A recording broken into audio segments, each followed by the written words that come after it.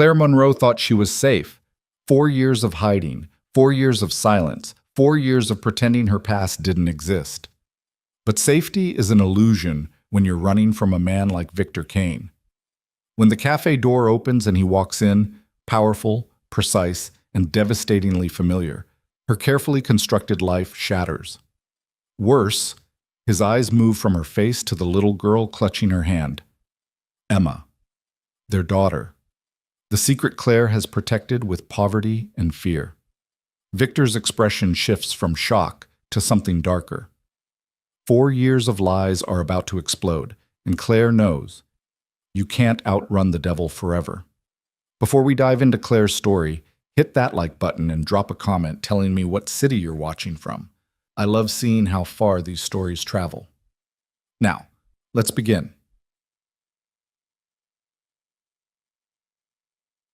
The rain came down in sheets, turning Portland's streets into rivers of gray. Claire Monroe stood under the broken awning of Thompson's Café, her coat soaked through, watching water stream off the edges like a curtain separating her from the world. Emma pressed against her leg, small fingers twisted in the fabric of Claire's worn jeans. "Mama, I'm cold," Emma whispered, her voice barely audible over the drumming rain. Claire looked down at her daughter, 4 years old, dark curls plastered to her forehead, brown eyes wide with the particular misery of a child who'd been promised hot chocolate an hour ago. Those eyes. Every time Claire looked into them, she saw him. The father Emma didn't know existed. "I know, baby. Let's go inside and get warm." The cafe was nearly empty. A student hunched over a laptop in the corner, headphones blocking out the world. An elderly couple sharing a newspaper in what looked like their 50th year of comfortable silence. The barista, a young woman with purple streaks in her hair, barely glanced up from her phone. Perfect. Anonymous. Safe. Claire had built her life on these moments, the unremarkable, the forgettable, the invisible. She guided Emma to a table near the back, away from the windows, always away from the windows. Old habits died hard, and some habits were the only things keeping you alive. "Can I have the one with marshmallows?" Emma asked, climbing onto the cracked vinyl seat. She'd already forgotten about being cold, resilience returning with the promise of sugar. "You can have whatever you want, sweetheart." Claire shrugged out of her wet coat and draped it over the chair. Beneath it, her sweater was faded, stretched at the neck from too many washes. Her jeans had a patch on one knee that Emma thought was fashionable because Claire had sewn it there with a smile. Everything Claire owned could fit in 2 suitcases. Everything she owned could be abandoned in under 3 minutes if she needed to run. She'd run before. The barista approached with the exhausted shuffle of someone working their 3rd double shift that week. Claire ordered hot chocolate for Emma, black coffee for herself.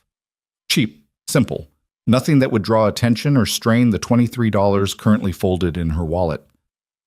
"Mama, can I draw?" Claire pulled a battered notebook and a handful of crayons from her bag.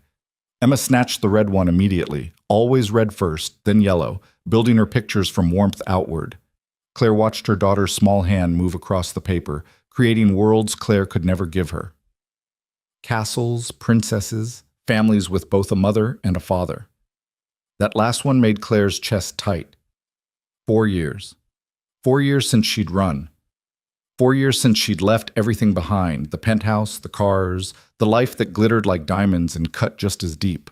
4 years since she'd looked at the positive pregnancy test and known, with absolute certainty, that she couldn't raise a child in Victor Kaine's world. Not her child. Not in that darkness. The coffee arrived, steam rising in lazy spirals.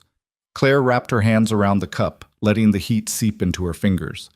Emma was already elbow-deep in hot chocolate, a marshmallow mustache forming above her lip. "Good?" Claire asked. Emma nodded, eyes closing with the bliss only children can achieve from simple pleasures. "The best." Claire allowed herself a smile. Days like this, ordinary days, were victories. Every morning, Emma woke up in their tiny apartment, every afternoon at the playground, every evening story before bed. These were things Claire had chosen: freedom over luxury, struggle over subjugation. Her daughter would grow up without limousines and bodyguards, without locked doors and whispered threats, without learning that love and control were the same thing, without knowing her father.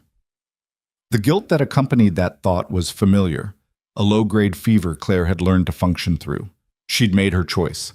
She'd live with it. She was reaching for her coffee when the air in the cafe changed. It was subtle, the kind of shift you'd miss if you hadn't spent 3 years learning to read a room, to sense danger before it arrived. Claire's hand froze halfway to the cup. The elderly couple looked up from their paper. The student's eyes flicked toward the door. Even the barista straightened, some instinct recognizing the presence of someone who commanded attention without asking for it. Claire didn't want to look. Every muscle in her body screamed at her to grab Emma and run, to disappear into the kitchen and out the back exit, to do what she'd done 4 years ago and vanish into the rain. But she looked anyway.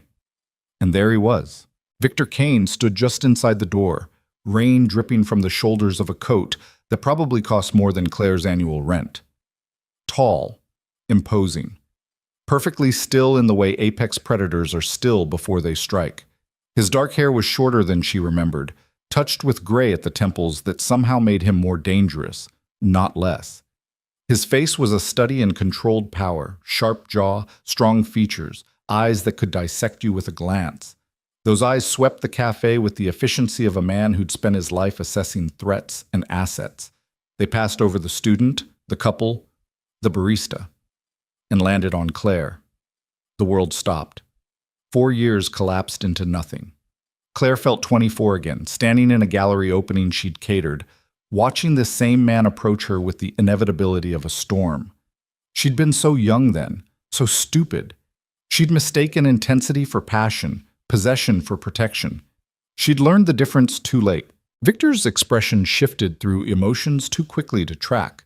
Shock, disbelief, something that might have been pain before it hardened into ice. He didn't move toward her, not yet, but Claire could feel the weight of his attention like a physical thing, crushing the air from her lungs. "Mama?" Emma's voice was small, uncertain. "Why are you scared?" Claire's gaze snapped to her daughter. Emma was watching her with those two observant eyes, crayon forgotten in her hand. Claire forced her face into something approximating calm. "I'm not scared, baby. I thought I saw someone I used to know." Emma looked past her toward the door, curiosity lighting her features. "Who?" "No one important." But it was too late. Victor had heard Emma's voice. His attention, which had been fixed on Claire with laser focus, shifted. He looked at Emma. Claire watched it happen in excruciating slow motion.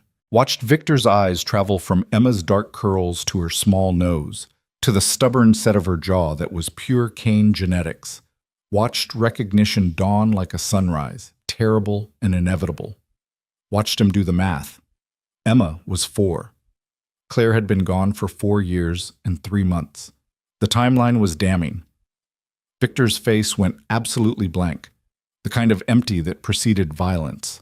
He took a step forward, then another, moving with the controlled precision of a man who'd built an empire on never showing weakness, never losing control. But Claire could see the fury.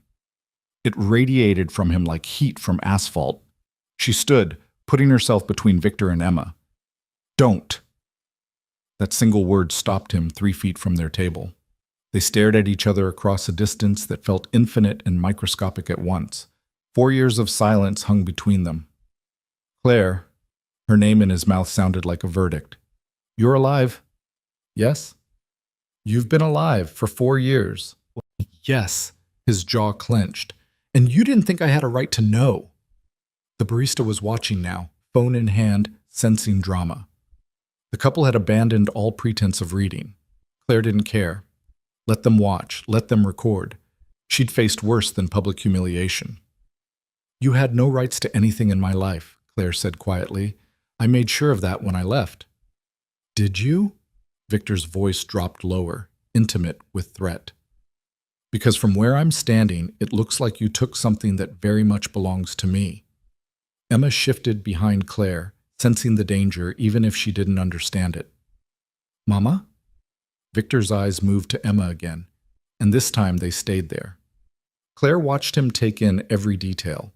The red crayon clutched in small fingers, the hot chocolate ring around her mouth, the picture she'd been drawing.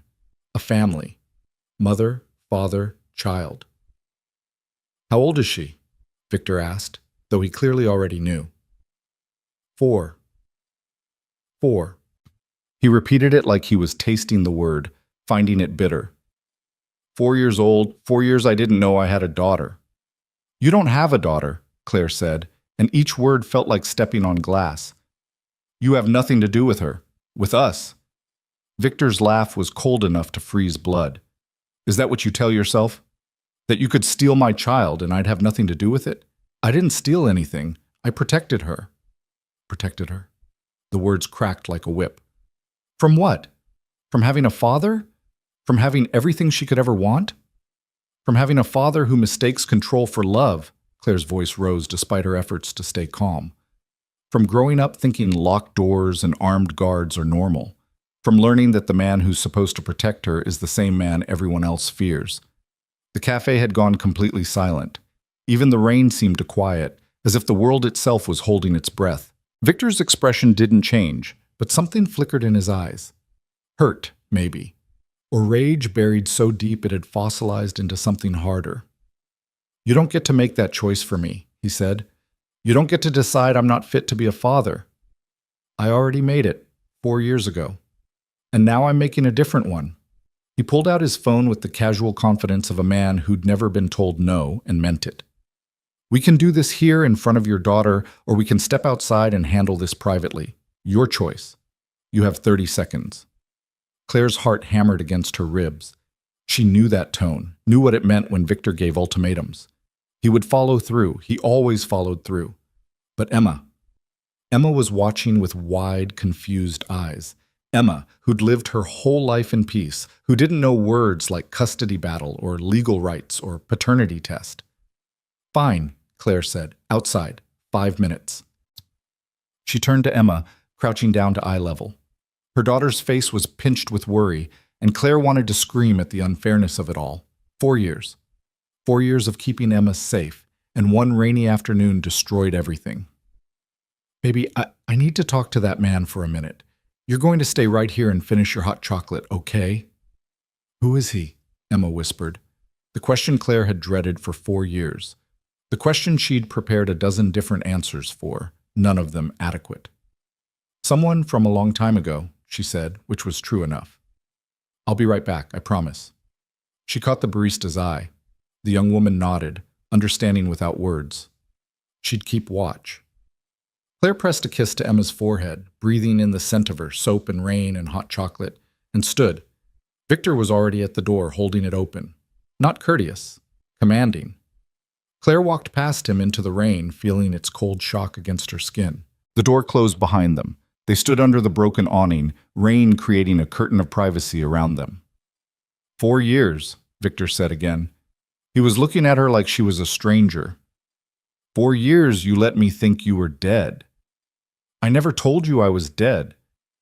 You vanished without a trace, your apartment cleaned out, your phone disconnected, your friends claiming they hadn't heard from you. What the hell was I supposed to think?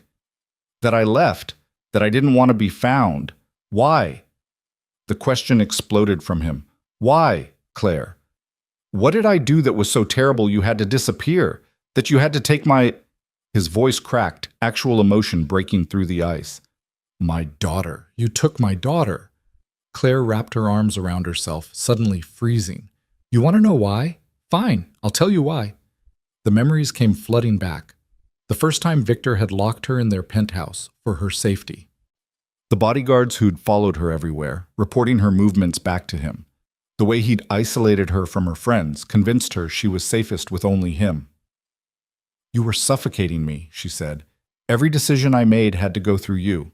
Every friend I had, you ran a background check on. You put trackers on my phone, my car. You told me it was protection, but it was a cage, Victor. A beautiful, luxurious cage. I was keeping you safe, he shot back. Do you have any idea how many people would have used you to get to me? And do you have any idea how it feels to be a possession?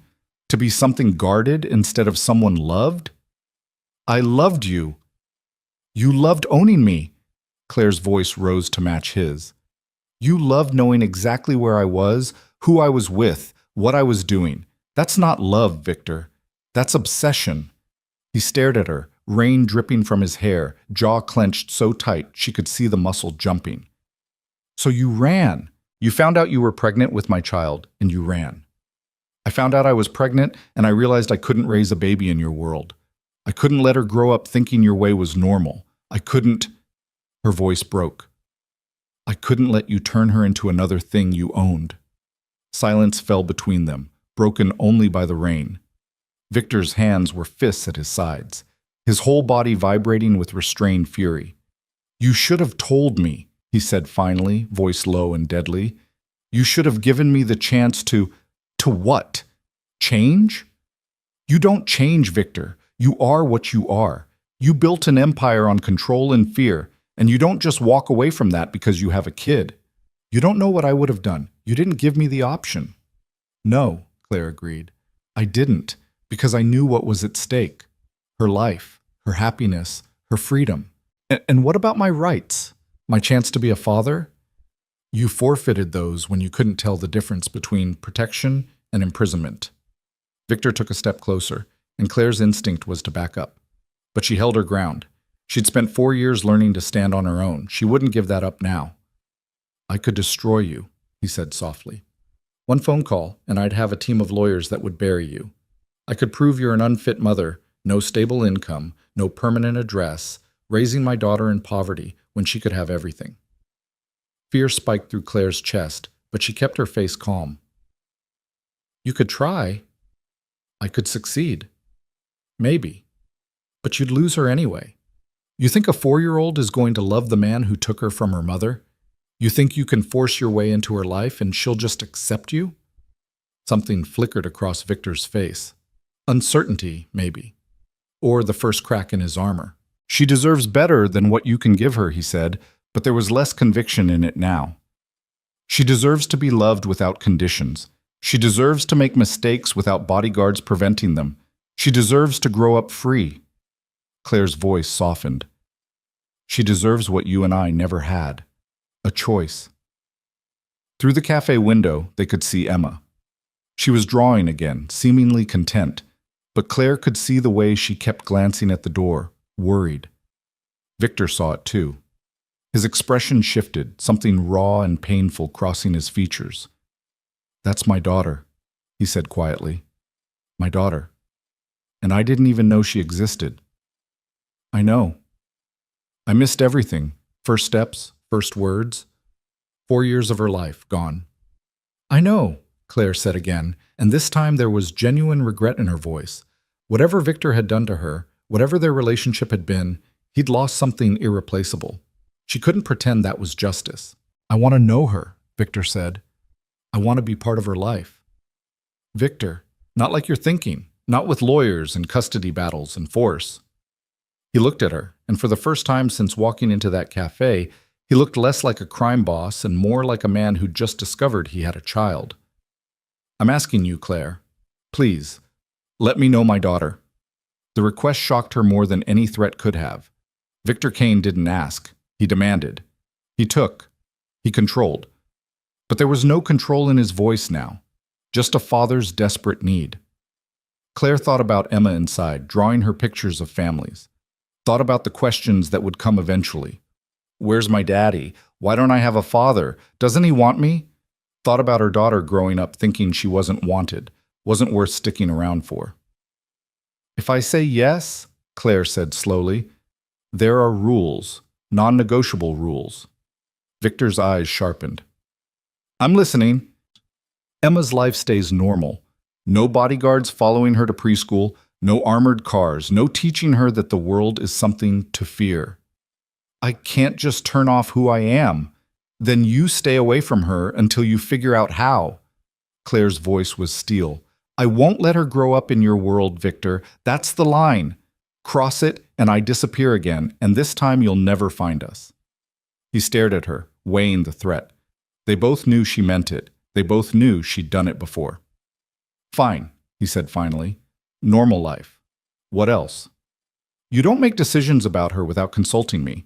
Not about schools, not about activities, not about anything. We're co-parents, not you issuing orders.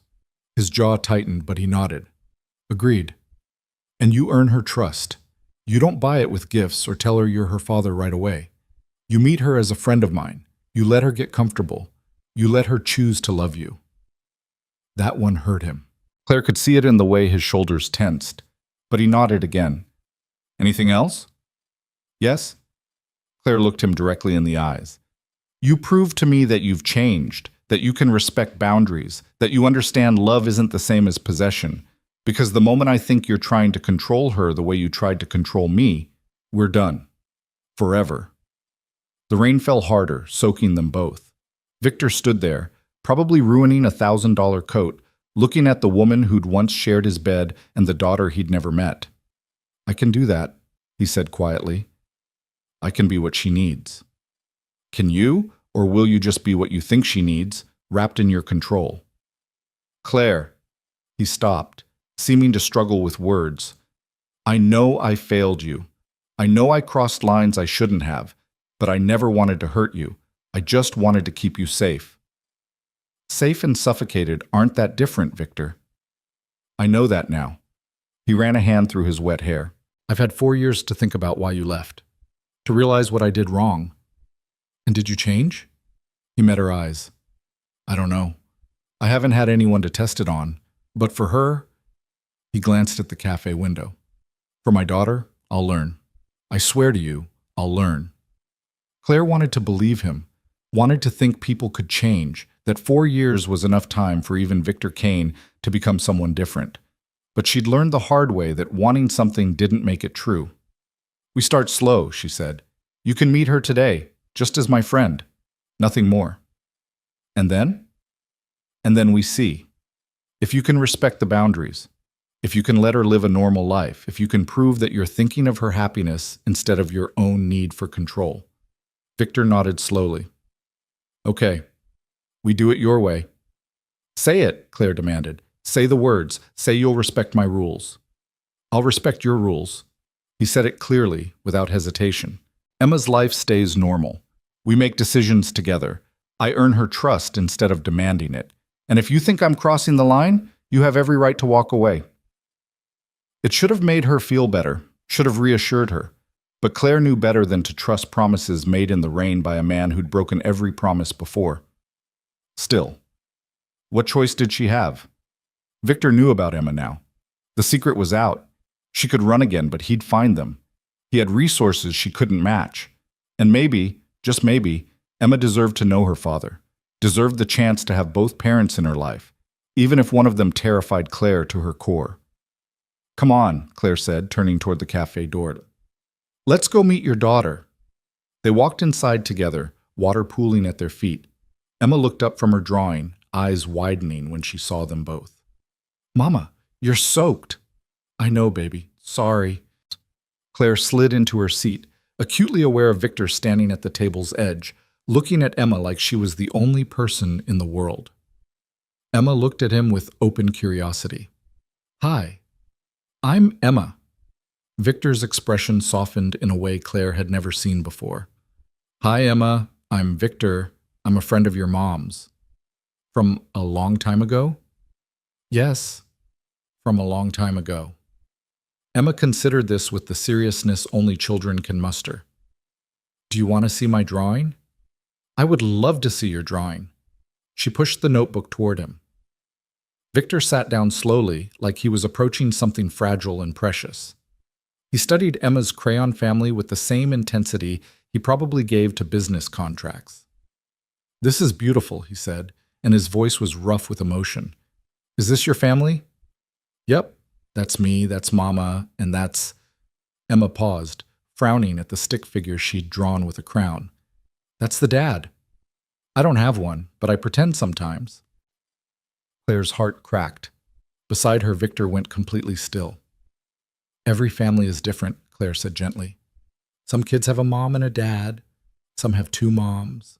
Some have just a mom or just a dad. What matters is that they're loved. I know, Emma said, but sometimes I wonder what it would be like to have a dad. Victor looked at Claire. The question in his eyes was clear. Can I tell her? Claire shook her head minutely. Not yet. Not today. Let Emma get used to him first. Let her see who he is before dropping that truth on her small shoulders.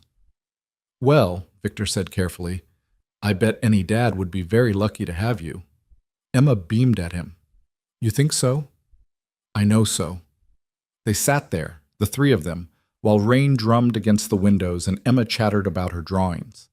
Victor listened with complete focus, asking questions, laughing at her jokes, being charming in a way Claire had forgotten he could be. And despite everything, despite the fear and the anger and the 4 years of running, Claire felt something shift, saw a glimpse of the man Victor might have been if he'd never built his empire. The man who could be gentle instead of controlling, present instead of possessive. The man who could, maybe, be a father. But trust would take more than one afternoon in a cafe. Trust would take time and proof, and Victor demonstrating that he could put Emma's needs above his own desire for control. Claire watched him smile at their daughter, watched Emma warm to him with the easy affection of childhood, and thought, this is either the best decision I've ever made, or the worst. Only time would tell which. The rain continued to fall, washing the streets clean, and inside the cafe, a family that shouldn't exist began the fragile process of becoming real. The cafe became their neutral ground over the next 2 weeks. Every Tuesday and Thursday afternoon, Claire would bring Emma, and Victor would be waiting, always at the same table by the window, always with hot chocolate already ordered, always careful not to overstep. Claire watched him with the wariness of a woman who'd learned that charm could be a weapon. Victor was patient in a way she'd never seen before, letting Emma dictate the pace of their interactions. Some days she was chatty, showing him drawings and telling elaborate stories about her stuffed animals. Other days she was shy, content to color while the adults talked in low voices. But he was winning her over. Claire could see it happening, slow and inevitable as a tide. He's really good with her, the barista, whose name Claire had learned was Jade, said one afternoon while Victor was helping Emma pick out a cookie. Your friend. Friend. The lie sat bitter on Claire's tongue. Yeah, he is. Is he single? Jade asked with a grin. Because if you're not interested, it's complicated, Claire cut her off, more sharply than she'd intended. She softened her tone. Very complicated. Jade raised her hands in surrender. Say no more. Complicated is my least favorite relationship status. Across the cafe, Emma was laughing at something Victor had said. Her whole face lit up with joy. Victor looked down at her with an expression of such raw tenderness that Claire had to look away. This was what she'd been afraid of. Not that Victor would fail to love Emma, but that he would love her so completely, so overwhelmingly, that he'd smother her with it, that his need to protect would become need to control, and Emma would end up just as trapped as Claire had been. Mama, look! Emma ran over with a chocolate chip cookie the size of her head. Victor bought the biggest one. That's very nice of him, Claire said, meeting Victor's eyes over Emma's head. But you know you're not supposed to accept expensive gifts from people. Emma's face fell. Victor's expression flickered with something, irritation maybe, at being contradicted, but he caught himself. Your mom's right, he said, walking over. I should have asked first. I'm sorry. The apology clearly cost him. Victor Kaine didn't apologize, but he was learning. It's okay this time, Claire said, watching Emma's smile return. But next time, we ask Mama first. Deal? Deal, Emma agreed easily, already biting into the cookie. Victor sat down across from them, and for a moment they were quiet, just 3 people sharing a table on a rainy Thursday. It was almost normal. Almost. I need to talk to you, Victor said quietly, his voice pitched so Emma wouldn't hear. Alone. It's important. Claire's guard went up immediately. About what? Not here. Can you meet me tomorrow? I'll arrange for someone to watch Emma. No. The word was automatic. I don't leave her with strangers. Not a stranger. My sister. You remember Sophia. Claire did remember Sophia. Warm, funny, the only member of Victor's family who'd treated Claire like a person instead of an accessory. They'd been friends once, before Claire had disappeared. Sophia doesn't know about Emma, Claire said. She does now. I told her yesterday. Victor leaned forward slightly. Claire, she wants to meet her niece, and I need to discuss some things with you that Emma shouldn't hear. Every instinct told Claire to refuse, to keep her daughter close, to never let anyone from Victor's world near her.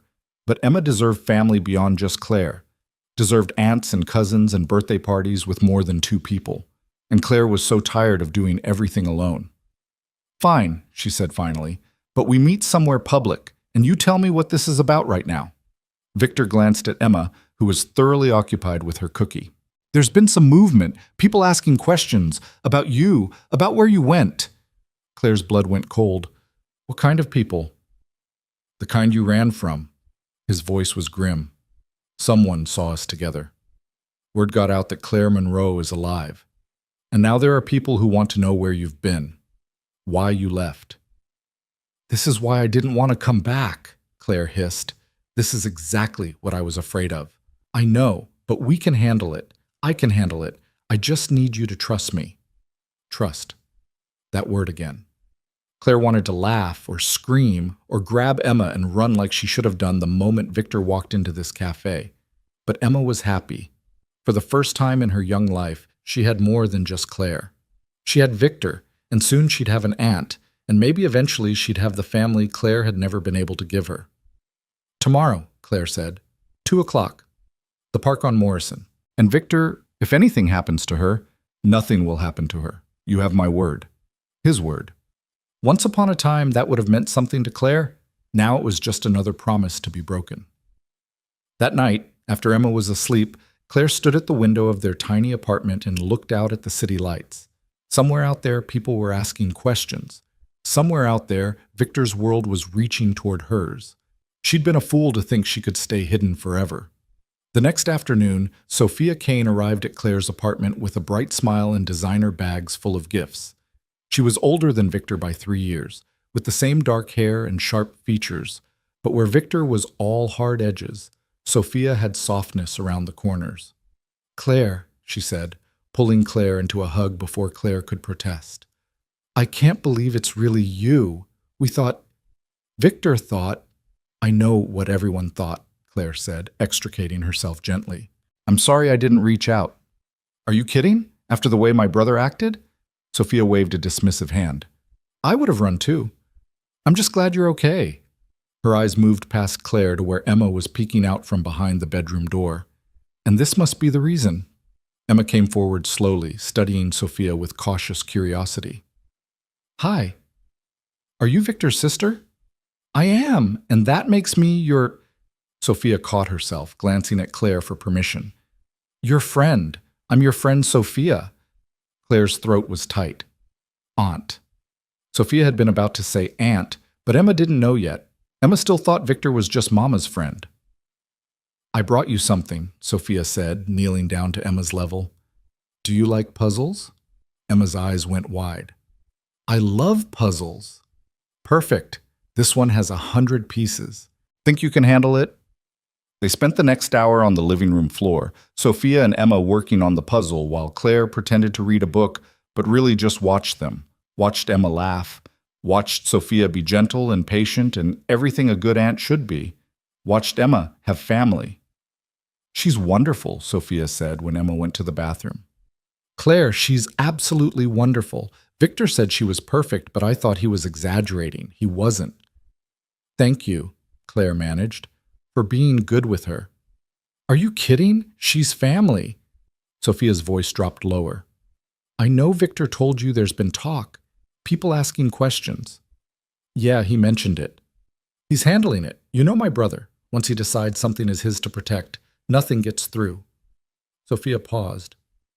"And before you get that look on your face, I know what you're thinking, that he'll go overboard, that he'll turn into the man you ran from." Claire didn't deny it. "He's changed, Claire. I don't know how or why, but he has. Ever since you left, he's been different, quieter, more careful." Sophia met her eyes. "And now that he knows about Emma, he's terrified of messing this up. That's why he asked me to watch her today. He wants to talk to you about how to move forward without destroying what you've built. Or he wants to figure out how to control the situation." "Maybe," Sophia admitted, "but maybe he's genuinely trying. Isn't that worth finding out?" Emma came running back, and the conversation ended. Claire kissed her daughter goodbye, gave Sophia every emergency number she could think of, and left feeling like she was stepping off a cliff. The park was busy with afternoon joggers and young families. Claire found Victor sitting on a bench near the fountain, dressed down in jeans and a sweater that probably still cost more than her monthly rent, but at least he was trying. He stood when he saw her. "Thank you for coming." "Let's just get this over with." Claire sat down, keeping space between them. "You said people are asking questions. Who? And what do they know?" Victor sat beside her, careful not to crowd her space. "Marcus Reeves saw us at the cafe. You remember Marcus?" Claire did. Marcus Reeves had been one of Victor's business associates, and by business, she meant the kind of business that happened in back rooms and ended with people disappearing. "He saw Emma," Victor continued, "drew his own conclusions, started asking around about whether I'd been secretly married, had a kid I'd kept hidden." "And what did you tell him?" "Nothing. Yet." Victor's jaw tightened. "But Marcus isn't the type to let things go. He'll dig. And when he finds out you've been gone for 4 years, that the timeline matches Emma's age, he'll know you didn't know about her," Claire finished. "He'll know I ran." "Yes, and that opens a whole different set of questions. Why did you run? What are you afraid of? What secrets are you hiding that made you disappear?" Claire's hands clenched in her lap. "I'm not hiding secrets. I was hiding from you. I know that. You know that. But Marcus doesn't. And there are other people in my world who might see this as leverage. A way to get to me through you. Through Emma." The fear was sharp and immediate. "This is exactly what I was afraid of. This is why I left." "I know," Victor said quietly. "And I'm sorry. I'm sorry that my life, my choices, put you in danger. But running isn't an option anymore. They know you exist. They know Emma exists. We have to deal with this." "We?" Claire turned to face him. "There is no we, Victor. There's me trying to protect my daughter from your world." "Our daughter. And like it or not, my world is coming whether you want it to or not. So we can either face it together, or you can keep pretending you can do this alone until something happens that proves you can't." Claire wanted to argue, wanted to insist she'd kept Emma safe for 4 years without his help. But the truth was, she'd kept Emma safe by being invisible, by being no one, nowhere, nothing worth noticing. That invisibility was gone now. "What do you want from me?" she asked finally. Victor pulled out his phone and showed her a photo. It was a house, not a mansion, not some monument to wealth. Just a normal, beautiful house in a quiet neighborhood. 3 bedrooms, a backyard with a swing set, a porch with a rocking chair. "I want you and Emma to live here," he said. "It's in a good neighborhood, good schools, fully secured but discreetly. No obvious bodyguards, no armored cars, just good locks, cameras, and a panic room that looks like a closet." Claire stared at the photo. "You want to buy me a house?" "I want to keep my daughter safe. This is how I do that. By controlling where we live? By putting us in a house you own with your security under your watch? By giving Emma a real home instead of a 1-bedroom apartment where she sleeps on a mattress on the floor?" Victor's voice rose, frustration breaking through. He caught himself, lowered his tone. "I'm not trying to control you, Claire. I'm trying to help." "It's the same thing with you. Help, control. You don't see the difference." "Then tell me the difference. Explain it to me like I'm stupid, because apparently I am when it comes to this." Claire looked at him, really looked at him, saw the tension in his shoulders, the exhaustion around his eyes. He looked like a man who'd been fighting a battle he didn't know how to win. "The difference," she said slowly, "is choice. Help is offering options. Control is deciding for someone else what's best for them. Fine. I'm offering you an option. Live in the house or don't. But at least let me upgrade the security on your apartment. Let me put someone nearby who can respond if something happens. A bodyguard. A precaution. For Emma or for you?" Claire challenged. "Are you protecting her, or are you just trying to keep tabs on us?" Victor was silent for a long moment. When he spoke, his voice was raw. "I spent 4 years thinking you were dead. 4 years of wondering what I could have done differently, what I should have seen, if I could have saved you." He looked at her, and there was genuine pain in his eyes. "And now I find out you weren't dead. You were just gone. You were alive and carrying my child and choosing poverty over me. Do you have any idea what that feels like? Do you have any idea what it felt like to be with you?" Claire shot back. To love someone who couldn't tell the difference between protecting you and owning you? I'm trying to learn the difference. That's why I'm asking instead of telling. That's why I brought you options instead of just moving you into that house. I'm trying, Claire. And he was. She could see it in the careful way he phrased things, the way he held himself back from giving orders. Victor Kaine was trying to be someone different, and it was clearly killing him. But trying wasn't enough, not when Emma's safety was at stake. I need guarantees, Claire said, real ones, not just promises. Name them. The security can't interfere with Emma's normal life. No one follows her to school, no one watches her at the playground, just monitoring the apartment, keeping an eye out for threats. Victor nodded. Done. I make all decisions about where we live, where she goes to school, what activities she does. You can have input, but I have final say. His jaw tightened, but he nodded again. Agreed. And if I say we need space, you give it to us. No questions, no arguments. You back off when I ask. That one was harder for him. She could see him struggling with it, the need to protect warring with the need to respect her boundaries. How will I know you're safe? He asked. You won't. That's the point. You have to trust that I can take care of my daughter without your constant supervision. Our daughter, he corrected quietly. And what about the house? Will you at least consider it? Claire looked at the photo again. It was beautiful. The kind of place she used to dream about before her dreams got small enough to fit in a one-bedroom apartment. I'll think about it, she said. But Victor, if this is some backdoor way of controlling us, it's not. I swear to you, it's not. He put his phone away. I just want Emma to have what she deserves. A real bedroom, a yard to play in, friends in a safe neighborhood. She has friends.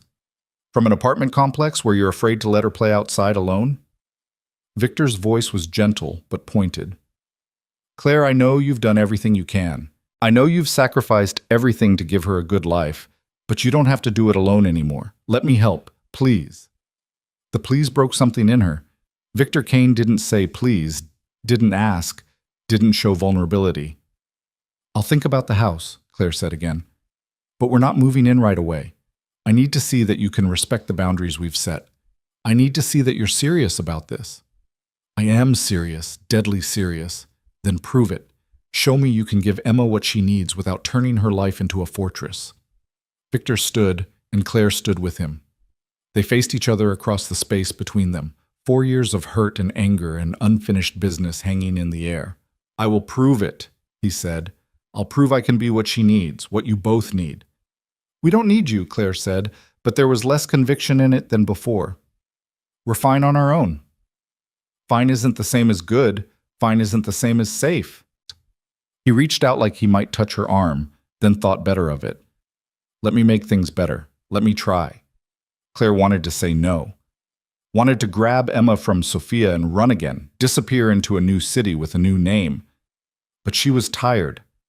Tired of running, tired of struggling, tired of watching Emma draw pictures of families with fathers and knowing she'd stolen that from her. Okay, she said finally. You can try. But Victor, one mistake. One time you cross the line, one time you make me feel controlled instead of supported, and we're done. Forever. I understand. Do you?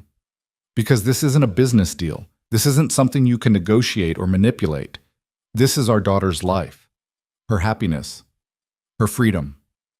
I know, Victor said, and there was something broken in his voice. I know what's at stake. I won't screw this up. I can't. They walked back toward the parking area in silence. Claire's mind was racing, already second-guessing her decision. But what choice did she have? Victor was right. The invisibility that had kept them safe was gone. They needed protection now, whether she liked it or not. I want to tell her, Victor said as they reached his car. About me. About being her father. Claire stopped walking. Not yet.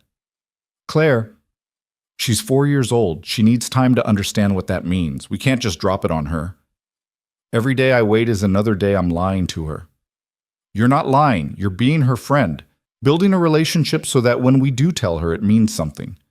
Victor leaned against his car, frustration evident in every line of his body. How long?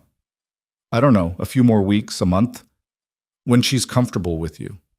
When you've proven you can be in her life without disrupting it. And if I prove it, if I show you I can respect your boundaries and be what she needs, then we tell her together, Claire said, and we deal with whatever comes after. Victor nodded slowly, accepting her terms even though she could see it was killing him. Every paternal instinct probably screamed at him to claim his daughter, to make sure everyone knew she was his, but he was holding back. For Emma. Maybe even for Claire. There's one more thing, Victor said. Marcus Reeves. I need to deal with him before he causes problems. Claire's stomach dropped. Deal with him how? Not like that, Victor said quickly, reading her expression. I'm not going to hurt him. I'm just going to make it clear that you and Emma are off limits, that there are no secrets to find, no leverage to gain, that your past is just that, past. And if he doesn't accept that, Victor's expression went cold. Then I'll make him accept it. There it was. The man Claire had run from, the one who solved problems with threats and force. No, she said firmly. No intimidation, no violence, nothing that puts Emma at risk by association. Claire, he's not going to just find another way. Talk to him like a human being. Offer him something he wants more than information about us. But you don't threaten him. You don't make this into a war. Victor stared at her like she'd asked him to fly. That's not how my world works. Then change your world, or at least change how you operate in it. Claire stepped closer, her voice intense. You want to be Emma's father? Then be someone she can be proud of. Be someone who solves problems without violence. Be better than what you were. You're asking me to change everything about who I am. No. I'm asking you to remember who you were before you became this. Before the empire, before the fear, when you were just Victor, not Victor Kaine. He looked away, jaw working. When he spoke, his voice was rough. That person doesn't exist anymore. Then create him again, for Emma, for yourself. Claire's voice softened. I've seen glimpses of him, Victor, in the cafe with Emma, in the way you've tried to respect my boundaries. He's still in there somewhere. And if he's not, then we're done. Because I won't let Emma grow up thinking your way is the only way. Victor was silent for a long moment. Finally, he pushed off from the car. I'll handle Marcus without threats. I'll find another way. Promise me. I promise. Claire searched his face for signs of deception, but found only exhausted sincerity. Okay, I should get back to Emma. Will you bring her to the cafe on Tuesday? If Sophia says today went well, yes. Something like relief crossed Victor's face. It will have. Sophia loves kids, and Emma is... He stopped, struggling with emotion. She's everything. Claire's throat was tight. Yeah, she is. She turned to go, but Victor's voice stopped her. Claire, thank you for giving me this chance. I know I don't deserve it. You don't, Claire agreed. But Emma deserves a father, so don't make me regret this. She walked away before he could respond, before the complicated mess of emotions in her chest could spill out. Anger and fear and a tiny, dangerous spark of hope that maybe, just maybe, Victor could become someone different, someone who could be part of their lives without destroying them. When Claire got back to the apartment, she found Emma and Sophia sitting on the couch, finishing the puzzle. Emma was chattering away about her favorite foods, her stuffed animals, her best friend from the apartment complex. Sophia looked up when Claire entered, and something passed between them. Understanding, recognition that they were both trying to build something fragile and precious from broken pieces. We had a great time, Sophia said, standing. Emma was telling me all about her drawings. I showed her the family one, Emma announced proudly.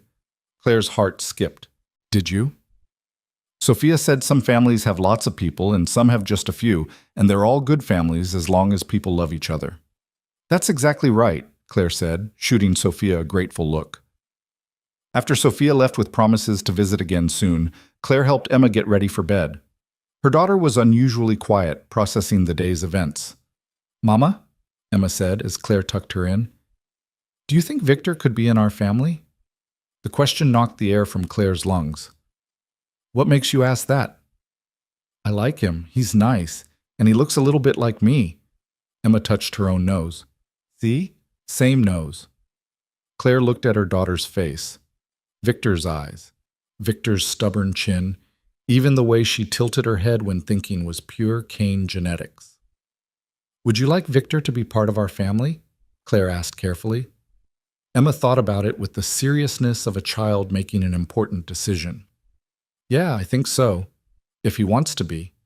"I think he would like that very much." "Good." Emma yawned, already drifting off. "Love you, Mama." "Love you too, baby." Claire sat in the dark long after Emma fell asleep, thinking about houses and families, and the impossibility of keeping the past buried forever. Somewhere across the city, Victor was probably doing the same thing, both of them trying to figure out how to build a future from the wreckage of what they'd been. It should have been impossible, but watching Emma sleep, peaceful and happy and loved, Claire thought maybe impossible was just another word for difficult. And she'd done difficult things before. She could do this. She had to. The call came at 3 in the morning, shattering the fragile peace Claire had built over the past month. She fumbled for her phone in the darkness, heart already racing before she saw Victor's name on the screen. "What's wrong?" she answered, voice rough with sleep and fear. "Get Emma and get out, now." Victor's voice was tight with controlled urgency. "Pack what you need and go to Sophia's. I'm sending a car." Claire was already out of bed, moving toward Emma's room. "What happened?" "Marcus Reeves didn't take my conversation as well as I'd hoped. He made some calls, asked questions to people who shouldn't be asking questions." A pause, heavy with meaning. "Someone tried to access your apartment building 20 minutes ago. Security footage shows 2 men asking the night guard about you." Ice flooded Claire's veins. "Are they still there?" "No, the guard didn't give them anything, and they left. But Claire, they know where you live. They know about Emma." She was in Emma's room now, looking down at her sleeping daughter. 4 years. 4 years of keeping her safe, and it had all fallen apart in 4 weeks. "This is your fault," Claire hissed into the phone, keeping her voice low. "This is exactly what I was afraid of. I know, and I'm sorry. But we can argue about blame later. Right now, you need to move." Claire wanted to scream at him, wanted to throw the phone and grab Emma and run to somewhere Victor Kaine would never find them. But she'd learned enough in the past month to know that running wasn't an option anymore, not when people were actively looking. "The car will be there in 5 minutes, Victor continued. "Pack light, just essentials. Everything else, I'll replace." "I don't want you to replace anything. I want my daughter to be safe." "That's what I'm trying to do. Please, Claire, trust me." Trust. That impossible word again. But what choice did she have? 5 minutes, she said, and ended the call. Emma barely woke as Claire dressed her, murmuring sleepy protests as Claire pulled a jacket over her pajamas. Claire moved through the apartment like a ghost, grabbing documents from the fireproof box under her bed, stuffing clothes into a duffel bag, her hands shaking the entire time. This was what she'd been afraid of. This exact scenario. Victor's world reaching out with violent hands, threatening everything she'd built. The car was waiting when they got downstairs, a sleek black SUV with tinted windows. The driver was a woman in her 30s, professional and calm. "Miss Monroe? I'm Rachel. Mr. Kaine sent me to take you somewhere safe." Claire clutched Emma tighter. Her daughter was awake now, confused and frightened by the urgency. "Mama, what's happening?" "We're going on an adventure," Claire said, her voice steadier than she felt. "To Aunt Sophia's house. Won't that be fun?" Emma wasn't buying it. She was too smart for that. But she nodded anyway, trusting her mother even when nothing made sense. The drive to Sophia's took 20 minutes through empty streets.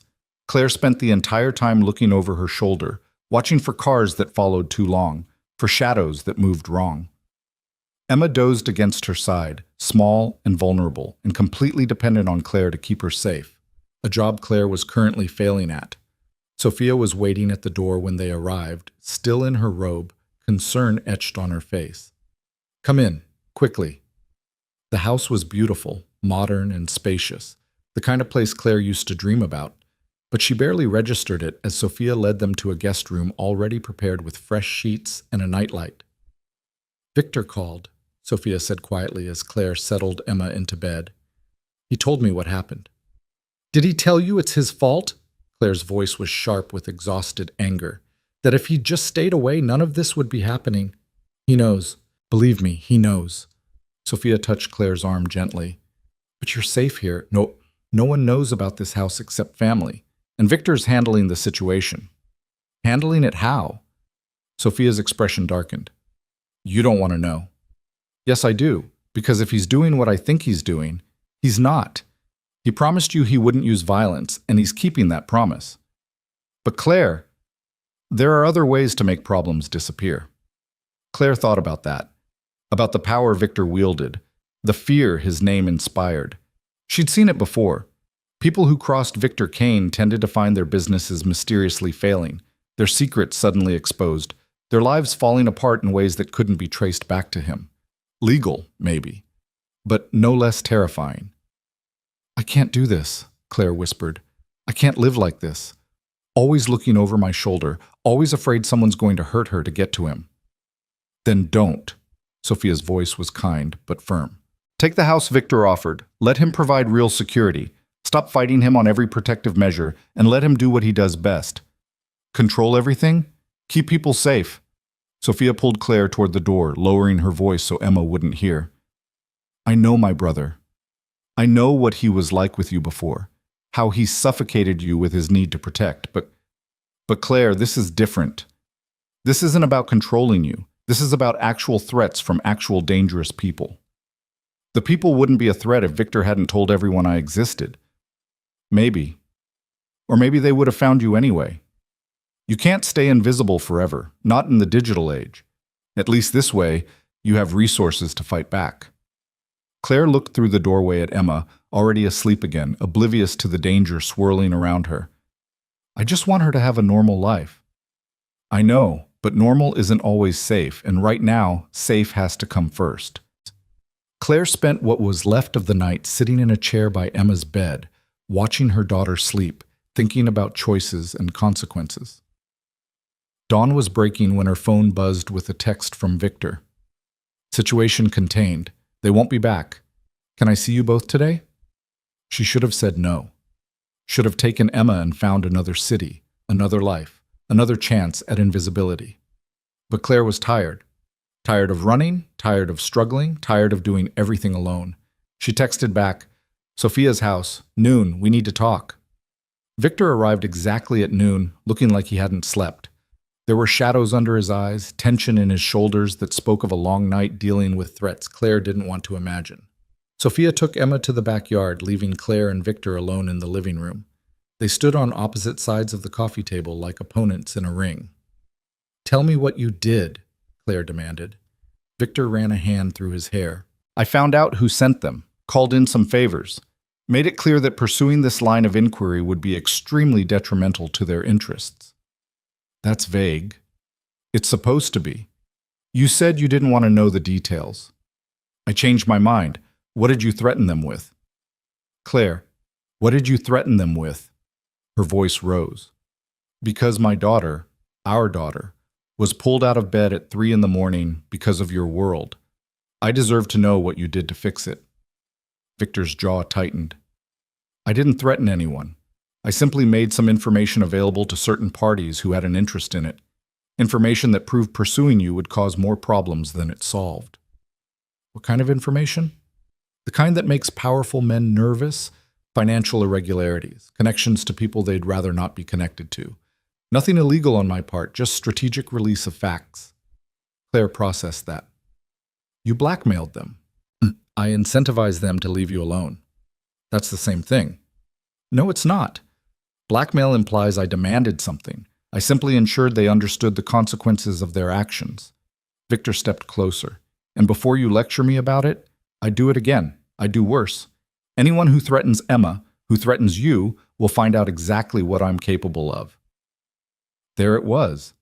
The man Claire had run from. The one who saw people as pieces on a board, who moved them around until he got what he wanted. But there was something else there, too. Fear. Real, genuine fear that something might happen to Emma.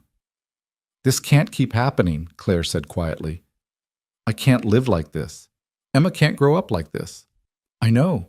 That's why you need to take the house. Let me set up proper security. Let me protect you both the right way. The right way? Victor, there is no right way to live in a fortress. It's not a fortress. It's a home with good security, cameras, alarms, a guard who patrols but doesn't interfere. Emma would never even notice most of it. Claire wanted to argue, wanted to insist she could protect Emma on her own. But last night had proved that was a lie. She couldn't protect her daughter from men with resources and connections, from people who saw Emma as leverage or a liability. She needed help.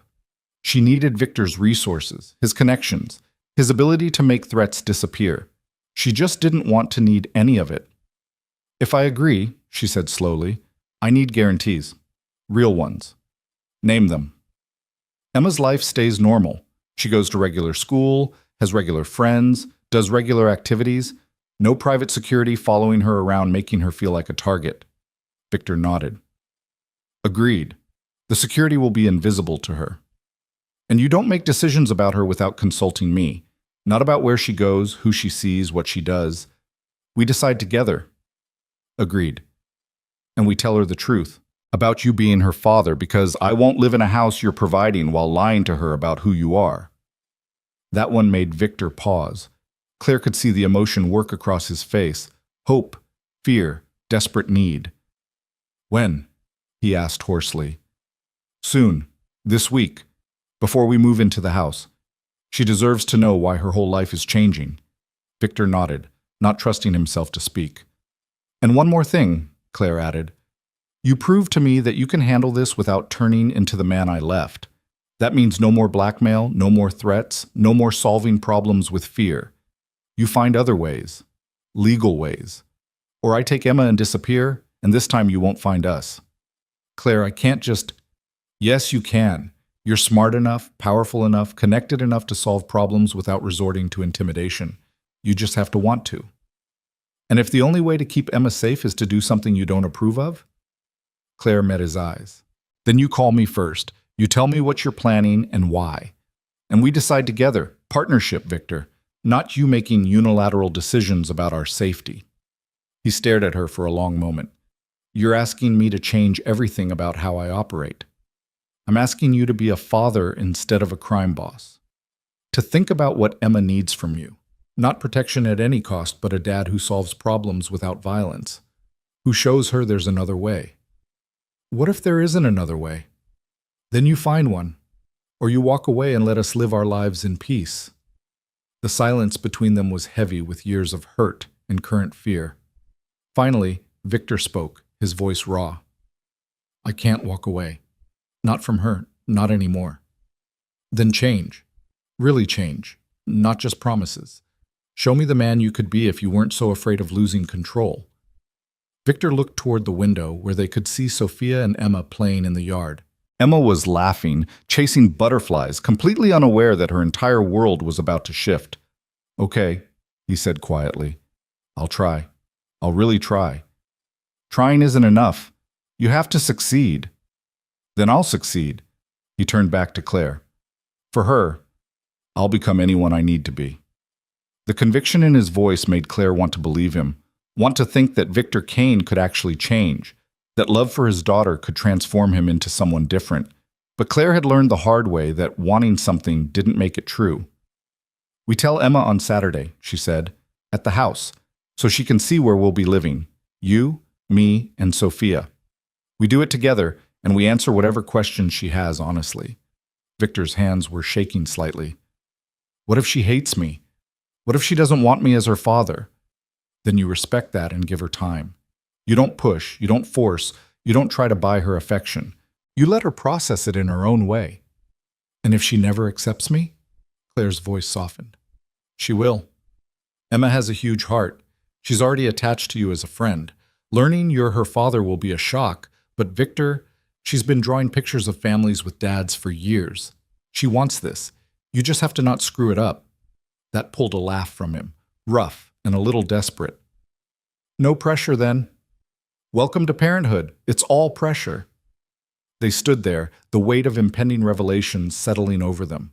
Outside, Emma shrieked with delight as Sophia caught her in a hug, spinning her around. The sound of her daughter's joy made Claire's chest ache. I'm scared, Victor admitted quietly. I face down armed men, corporate takeovers, federal investigations. But the thought of telling that little girl I'm her father terrifies me. Good, Claire said. That means you understand what's at stake. Her happiness, her trust, her entire perception of who she is. Exactly. Victor watched Emma for another moment. What do I say? How do I explain why I wasn't there? Why she's 4 years old and just meeting me now? You tell her the truth, that I left before she was born because I was scared, that you didn't know about her, that now that you do know, you want to be the best father you can be. She'll have questions about why you were scared, and we'll answer them age-appropriately. We don't lie, but we don't give her more than she can handle. Claire moved to stand beside him at the window. Victor, she's 4. She's not going to understand the complicated history between us. She just needs to know that both her parents love her and want what's best for her. Do you think she'll believe that? That I love her? Claire looked at him, really looked at him, saw the fear and hope and desperate need written across his face. Saw a man who'd built an empire on being untouchable, learning what it meant to be vulnerable. She'll believe it if you show her. Love isn't words, Victor. It's actions. It's showing up. It's being patient. It's putting her needs before your own. I don't know how to do that. Then learn. You have time, the rest of her life, if you don't screw this up. Victor turned to face her fully. I won't. I swear to you, Claire. I won't let her down. Don't swear to me. Swear to yourself. Make yourself a promise that you'll be better than what you were, that you'll be the father she deserves.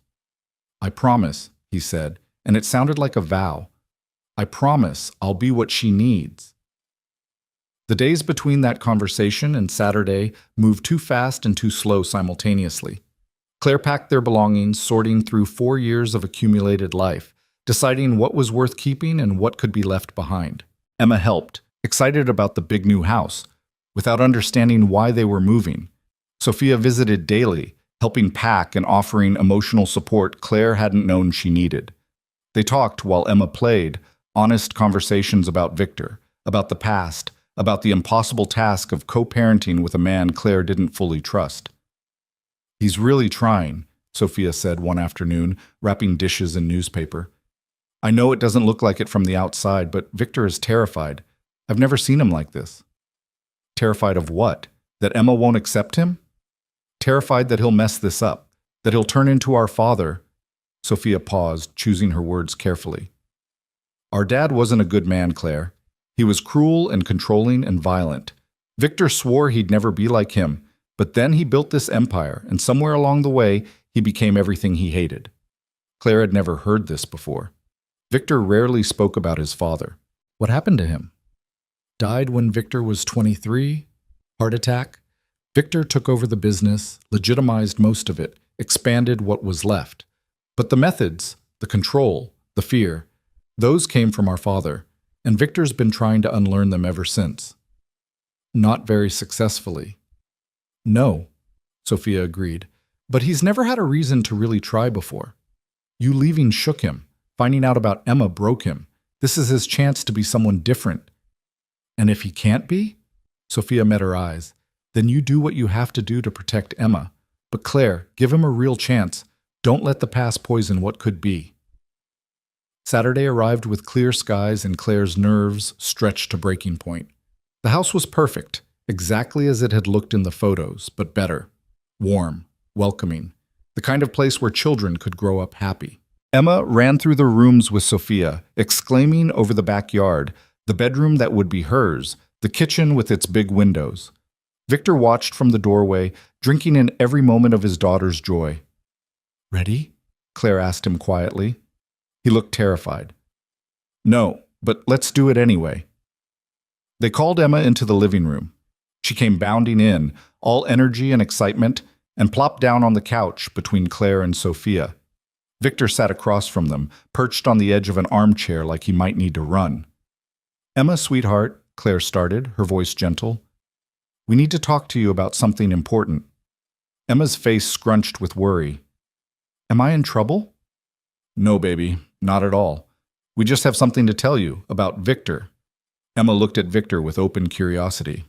What about him? Claire took a deep breath. Do you remember how you've been drawing pictures of families with a mama and a dad? Yeah, and how you've sometimes wondered what it would be like to have a father. Uh-huh. Emma was getting quieter now, sensing the weight of the moment. Claire reached for Emma's hand. Well, sweetheart, you do have a father. You've always had one. He just didn't know about you until recently. Emma's eyes went wide. Really? Where is he? He's right here, Claire said gently, nodding toward Victor. Victor is your father, Emma. The silence that followed felt endless. Emma looked at Victor, then at Claire, then back at Victor. Her small face was working through complex emotions, confusion, surprise, hope. You're my dad? She asked Victor directly, her voice small. Victor's voice was rough with emotion. Yes, I'm your dad. Where were you? Why didn't you come before? Claire squeezed Emma's hand. That's my fault, baby. I left before you were born, and I didn't tell Victor about you. He didn't know you existed until he saw us at the cafe. Emma processed this with the logic of a 4-year-old. So you didn't leave me on purpose? You just didn't know about me? Victor slid off the chair and onto his knees in front of Emma, bringing himself to her level. I didn't know. But Emma, if I had known, I would have been there from the very beginning. I would have been at the hospital when you were born. I would have been there for your first steps, your first words, everything. But you weren't, Emma said matter-of-factly. No. And I'm sorry, I'm so sorry I missed all of that. Emma studied him with those 2 wise eyes. Do you want to be my dad now? More than anything in the world. Even though I'm already 4? Victor's laugh was thick with tears he was trying not to shed. Even though you're already 4. Emma, you're perfect, and I know I have a lot to learn about being a dad, but I promise I'll try my hardest. If you'll let me. Emma was quiet for a long moment, thinking it over with the seriousness of a child making a life-changing decision. Then she looked at Claire. Is it okay if he's my dad? Claire's throat was tight. Of course it's okay, baby. I think it's wonderful. Will we still be just us sometimes? Just you and me?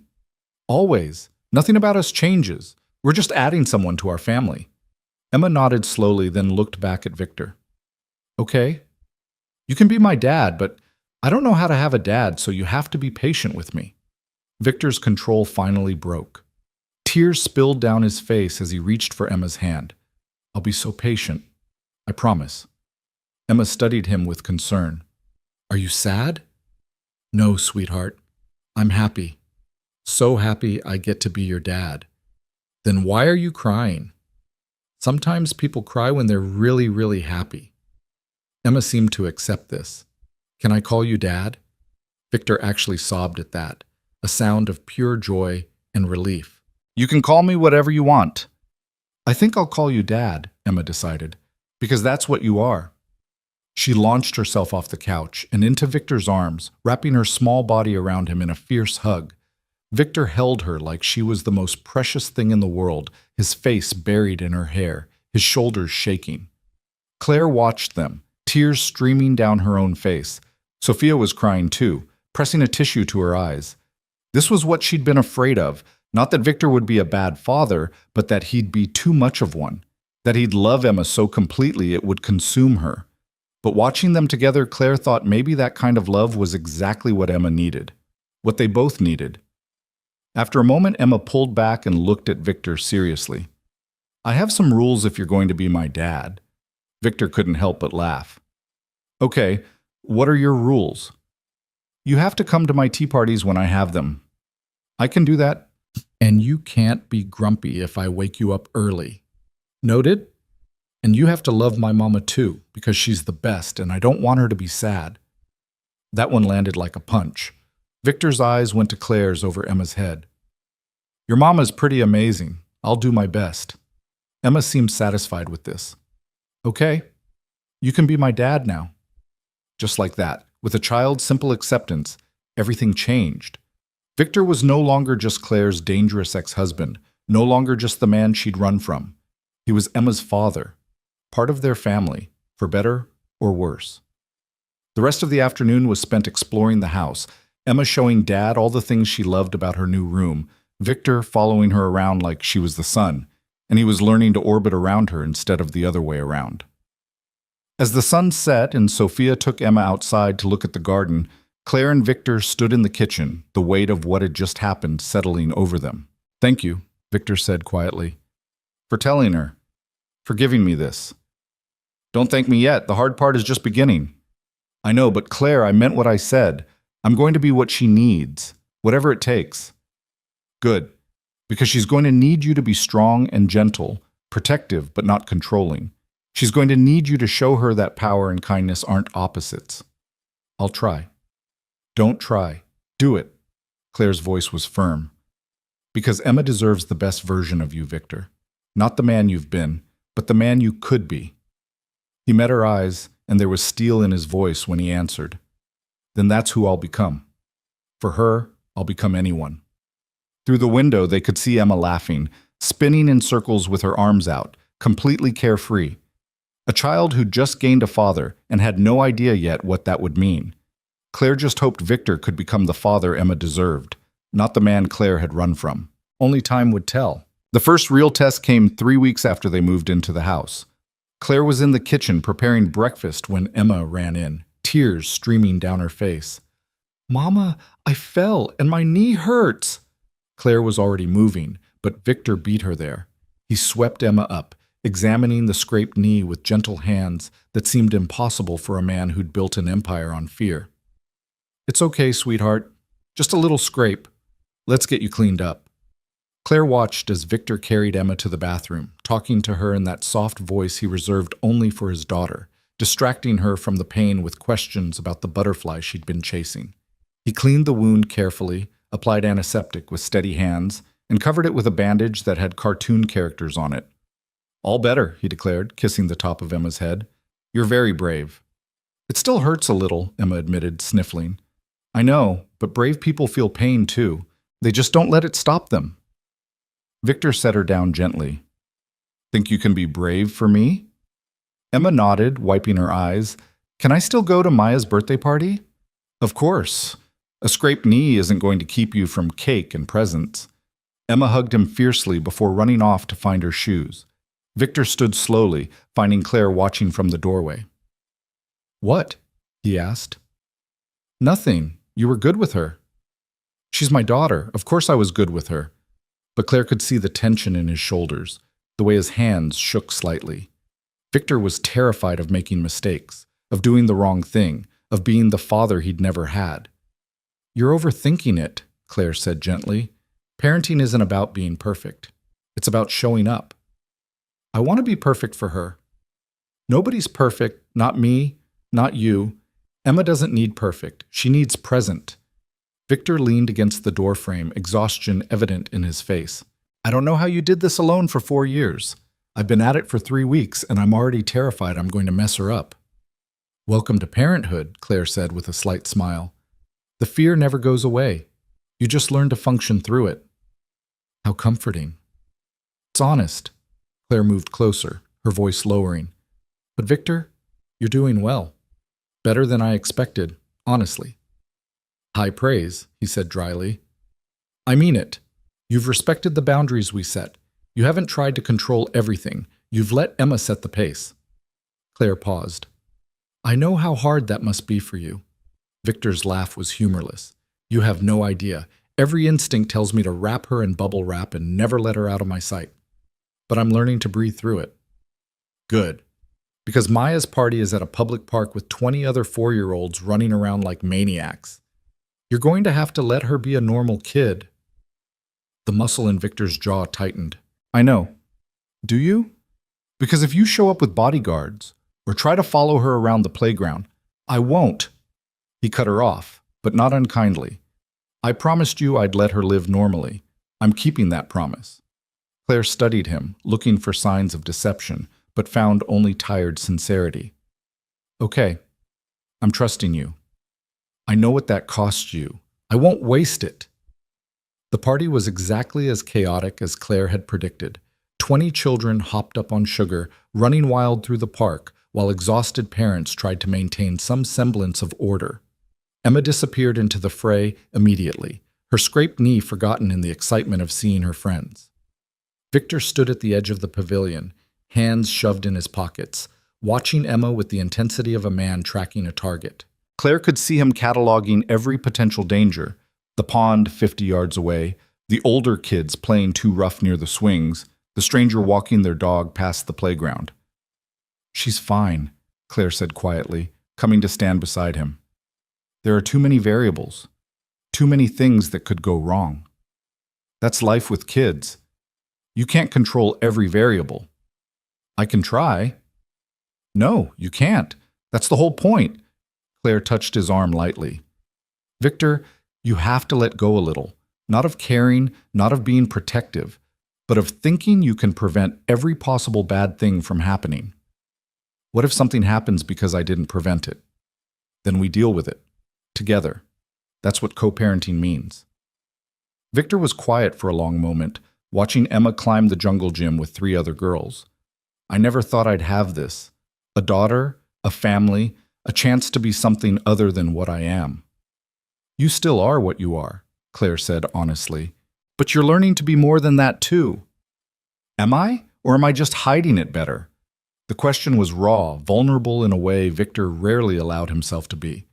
Claire turned to face him fully. "You tell me.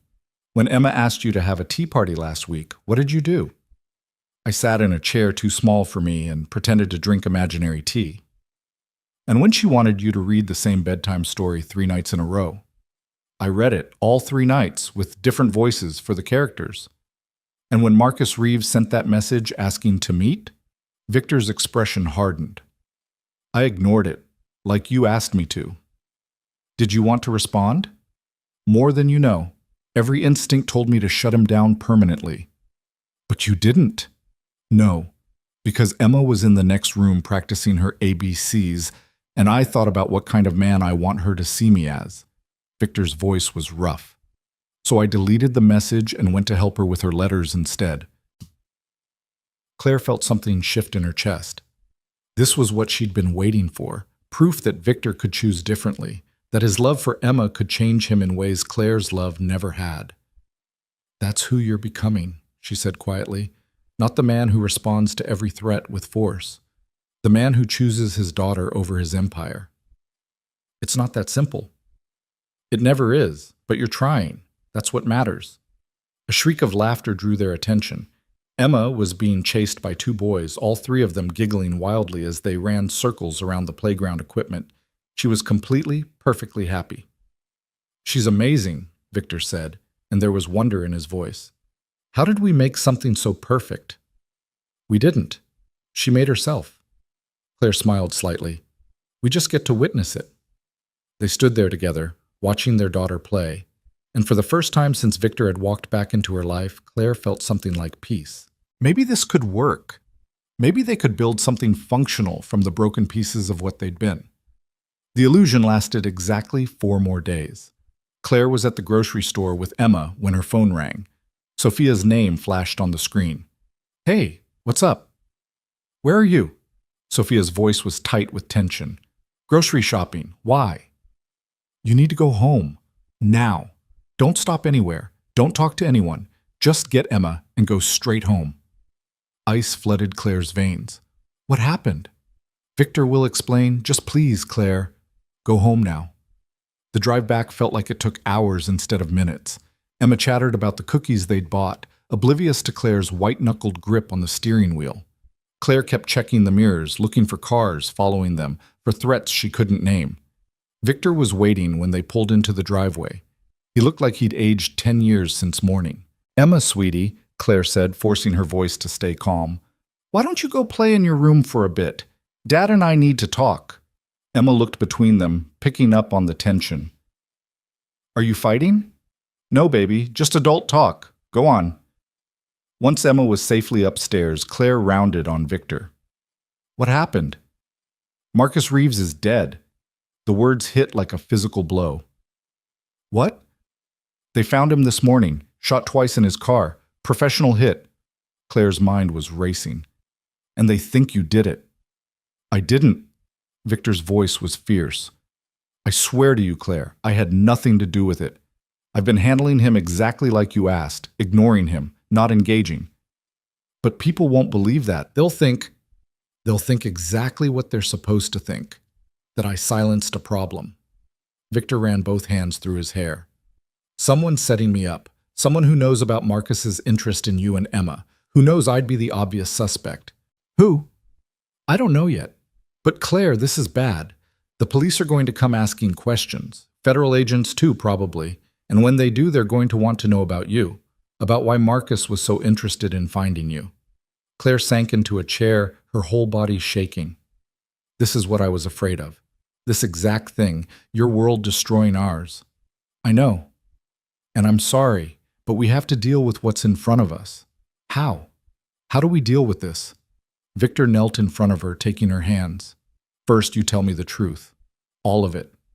Is there anything in your past, anything before you met me, that someone could use against you? No? I was nobody. A girl who catered parties and went to community college. I didn't have secrets until I had you. And when you left, did you do anything illegal? Steal money, forge documents, anything? I had a friend help me get new identification. She worked at the DMV. That's it. Victor processed this. Okay, that's manageable. The bigger problem is explaining why you left, why you hid Emma from me. I'll tell them the truth. That I was afraid. That you were controlling and I needed to get away. That makes me look worse. I don't care how you look, Claire shot back. I care about keeping Emma safe, and the truth is our best option.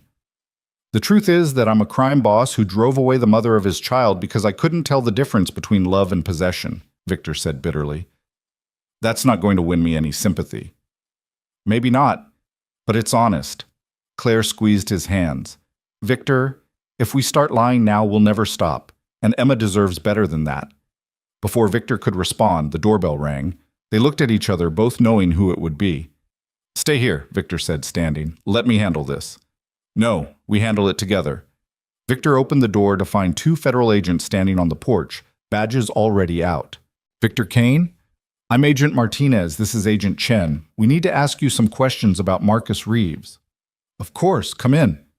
They settled in the living room, Claire and Victor on one couch, the agents across from them. Agent Martinez was older, weathered by years of investigating men like Victor. Agent Chen was younger, sharper, watching everything with analytical eyes. Mr. Kaine, when was the last time you spoke to Marcus Reeves? Martinez asked. About 3 weeks ago. He called wanting to meet. I declined.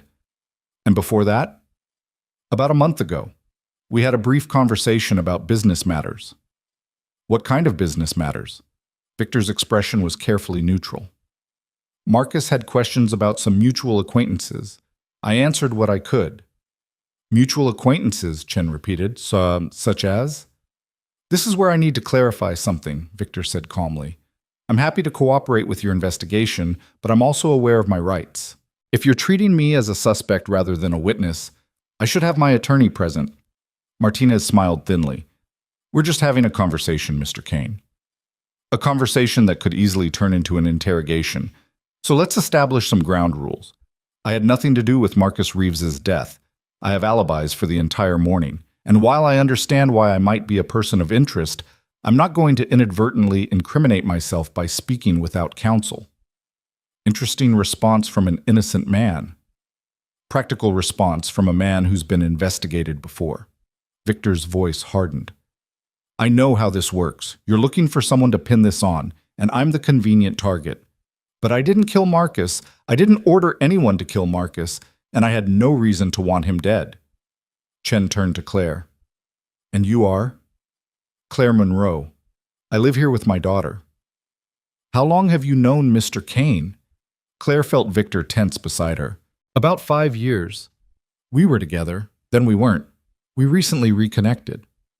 Recently meaning? About 2 months ago. And during the time you weren't together, where were you? Various places. I moved around a lot. Why? This was it. The moment where Claire could lie, could spin some story that protected Victor and made her look less like a woman running from a dangerous man. But she'd told Victor the truth was their best option. Time to prove she meant it. I was afraid. Claire said simply. Our relationship had become unhealthy. I needed to get away. Martinez leaned forward. Unhealthy how? Victor was controlling. He monitored my movements, isolated me from friends, made decisions about my life without consulting me. I felt trapped. She could feel Victor's pain radiating beside her, but he didn't interrupt, didn't try to defend himself or minimize what she was saying. And you didn't think to file a restraining order, contact the police? Chen asked. Chen, I was afraid he wouldn't respect it. That legal action would just make things worse. Claire met Chen's eyes. So I disappeared, changed my name, lived off the grid, kept myself and my daughter safe. Your daughter, Martinez repeated. How old is she? 4. The agents exchanged glances. The math was obvious. Mr. Kaine, did you know Miss Monroe was pregnant when she left? Martinez asked. No, Victor said quietly. I didn't find out about Emma until 2 months ago, when I ran into Claire by chance. That must have been quite a shock. It was the best and worst day of my life. Victor's voice was raw with honesty. Best because I discovered I had a daughter. Worse because I realized I'd lost 4 years I could never get back. And how did Marcus Reeves figure into this? Victor hesitated, clearly weighing how much to reveal. Marcus saw Claire and Emma with me. He was the type to look for leverage, information he could use. He started asking questions about where Claire had been, why I hadn't known about Emma. And you didn't like that, Chen said. Of course I didn't like it, but I handled it legally. I made it clear that Claire and Emma were off limits, that pursuing information about them would be a mistake. That sounds like a threat, Mr. Kaine. It was a boundary. There's a difference. Martinez pulled out his phone and showed them a photo. This is a text message we recovered from Reeves's phone, from an unknown number sent 2 days before he died. It says, leave the Kaine situation alone or face consequences. Want to tell us about that? Victor looked at the message, his expression genuinely confused. That's not from me. I never sent Marcus any threats. Can you prove that? Can you prove I did? Unknown number means exactly that. Unknown. Could be anyone. But you admit you warned Reeves to stay away from Miss Monroe and your daughter. In person, weeks ago. And it wasn't a threat. It was a request backed by the promise that I had information he wouldn't want released. Information about his business dealings, his financial irregularities, all legal on my part. Chen made notes. So you're saying someone else sent this text? Someone trying to frame you for Reeves's death? That's exactly what I'm saying. Who would want to do that? Victor's smile was cold. I've made a lot of enemies over the years, Agent Chen. Pick one. The questioning continued for another hour.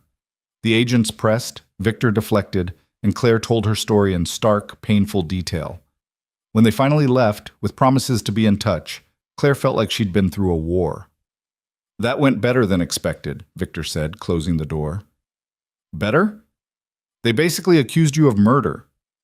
But they didn't arrest me, which means they don't have enough evidence to make anything stick. Victor moved to the window, watching the agent's car pull away. The question is, who sent that text? Who's trying to set me up? Does it matter? Someone's dead, Victor. Dead because they asked questions about us. Someone's dead because they made enemies who saw an opportunity to kill 2 birds with 1 stone. Get rid of Marcus and frame me for it. Claire felt sick. This is the world you live in. The world you brought us into. I know. Victor's voice was heavy with regret. And I'm sorry. But Claire, we're in it now. We can't go back. We can only move forward. How? How do we move forward from this? Before Victor could answer, Emma's small voice came from the stairs. Mama, are the police coming to arrest Dad? Claire's heart stopped. Emma, sweetie, how long have you been there? I heard voices. I got scared. Emma came down the stairs slowly, her face pinched with worry. Are they going to take Dad away? Victor crossed to her immediately, kneeling down to her level. No, sweetheart, they just had some questions, that's all. But you didn't do anything bad, right? Right, I promise you, I didn't do anything bad. Emma studied his face with those 2 observant eyes. Then why were they asking so many questions? Because sometimes when bad things happen, the police have to talk to lots of people to figure out what happened, even people who didn't do anything wrong. Oh, Emma seemed to accept this. Are we still safe? The question broke Claire's heart. Her 4-year-old daughter shouldn't have to ask if she was safe, shouldn't have to worry about police and investigations and danger. You're completely safe, Victor said firmly. I promise you, Emma, nothing bad is going to happen to you. What about you? Are you safe? Victor's expression softened. I'm safe too. We all are. Emma hugged him fiercely. Good. Because I just got a dad. I don't want to lose him. Over Emma's head, Victor met Claire's eyes. There was pain there, and fear, and determination. You won't lose me, he promised. No matter what happens, I'm not going anywhere. After Emma went to bed, Claire found Victor in his home office, surrounded by papers and laptop screens. He looked exhausted. You should rest, she said from the doorway. Can't. I need to figure out who's behind this. Victor, they killed Marcus to frame me, Claire, which means they know about you and Emma, which means you're in danger. He looked up at her. I can't rest until I know who we're dealing with. Claire came into the room, closing the door behind her. And when you find out, what then? Then I handle it. How? By doing exactly what they're accusing you of? By proving you're the man everyone thinks you are? By protecting my family? Victor's voice rose before he caught himself. I'm sorry, but Claire, someone is actively trying to destroy me, and they're using you and Emma to do it. I can't just sit back and let that happen. I'm not asking you to sit back. I'm asking you to think about what Emma needs from you right now. She needs her father present, not distracted by revenge or investigation. She needs her father alive and out of prison. She needs her father to be the man you promised you'd become, the one who solves problems without violence. Victor stared at her. How? How do I solve someone framing me for murder without fighting back? I don't know, but you figure it out. Because if you go down the path you're thinking about, you prove everyone right. You prove that you're exactly the man I ran from. The words hit like a slap. Victor stood abruptly, pacing to the window. I'm trying to be different. I'm trying to be what Emma needs. But Claire, there are limits to how much I can change. Some threats require force. No, some threats require intelligence, strategy, using the system instead of working outside it. The system that's trying to put me in prison for something I didn't do? The system you work within when you call your high-powered attorneys and use your connections and your money to prove your innocence. Claire moved closer. You have resources, Victor. Legal resources. Use them. He was quiet for a long moment, staring out at the dark yard. Finally, he spoke. What if legal means aren't enough? Then you make them enough. You find another way. Because the alternative is losing everything. Your freedom, your daughter, the chance to be better than what you were. Victor turned to face her. You really believe I can do this? Fight back without becoming a monster? I believe you can try. And I believe Emma deserves a father who tries. Something shifted in Victor's expression. The hard edges softened slightly. Okay, he said quietly. I'll do this your way. Legal channels, proper investigation. I'll let my attorneys handle it. Really? Really. Because you're right. Emma needs me here, not in prison or on the run. And if that means swallowing my pride and trusting the system I've spent years circumventing, then that's what I'll do. Claire felt relief wash through her. Thank you. Don't thank me yet. This could still blow up in our faces. I know, but at least we'll face it together, as a family. Victor crossed to her, stopping just short of touching. Is that what we are? A family? Claire thought about it. Thought about Emma upstairs sleeping peacefully because she trusted them to keep her safe. Thought about Victor, trying so hard to be different, to be better. Thought about herself, learning to trust again despite every instinct screaming at her to run. I think we're trying to be, she said finally, and maybe that's enough for now. Maybe, Victor agreed. But Claire, if we're doing this, really doing this, I need to know we're on the same page, that you're not just tolerating me for Emma's sake. I'm not tolerating you. I'm cautiously, carefully, terrifyingly giving you a chance to prove you've changed. And if I prove it, what then? Claire met his eyes. Then maybe we figure out what comes next, together. It wasn't a declaration of love. It wasn't forgiveness for the past or promises about the future, but it was possibility. And right now, possibility was more than either of them had dared to hope for. The investigation dragged on for 6 weeks. 6 weeks of Victor meeting with attorneys, of federal agents showing up at unexpected times, of Emma asking questions no 4-year-old should have to ask. But through it all, Victor kept his promise. He stayed present. He didn't disappear into his old world of threats and intimidation. He fought back legally, systematically, proving that Marcus Reeves's death had nothing to do with him. Claire watched him transform day by day. The man who'd once solved every problem with force learned to trust lawyers and evidence and process. It was painful for him. She could see it in the tension of his shoulders, the way his hands would clench when he wanted to take action, but forced himself to wait. But he was doing it. For Emma. For the chance to be someone different. The break came from an unexpected source. Victor's lead attorney, a sharp woman named Patricia Hernandez, discovered financial transfers from one of Victor's business rivals to an offshore account linked to the hitman who'd killed Marcus.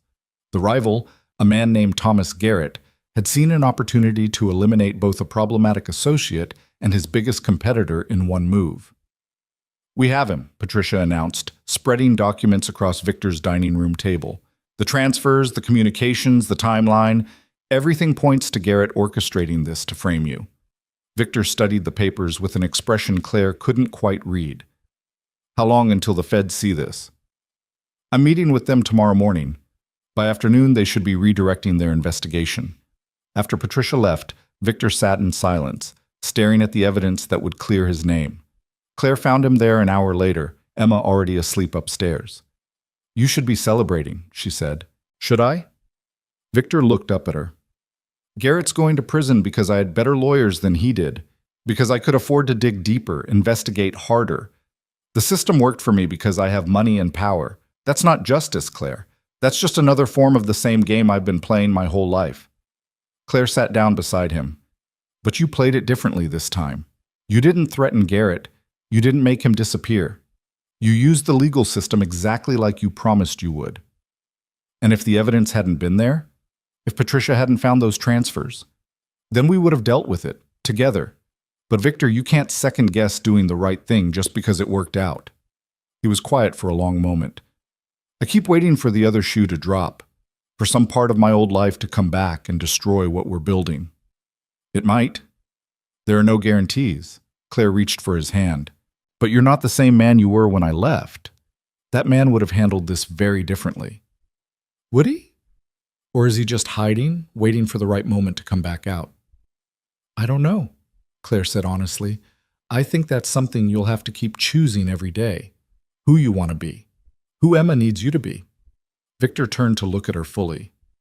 "And who do you need me to be?" The question caught Claire off guard. She'd spent so much time thinking about what Emma needed, what was safe, what was right. She hadn't let herself think about what she wanted.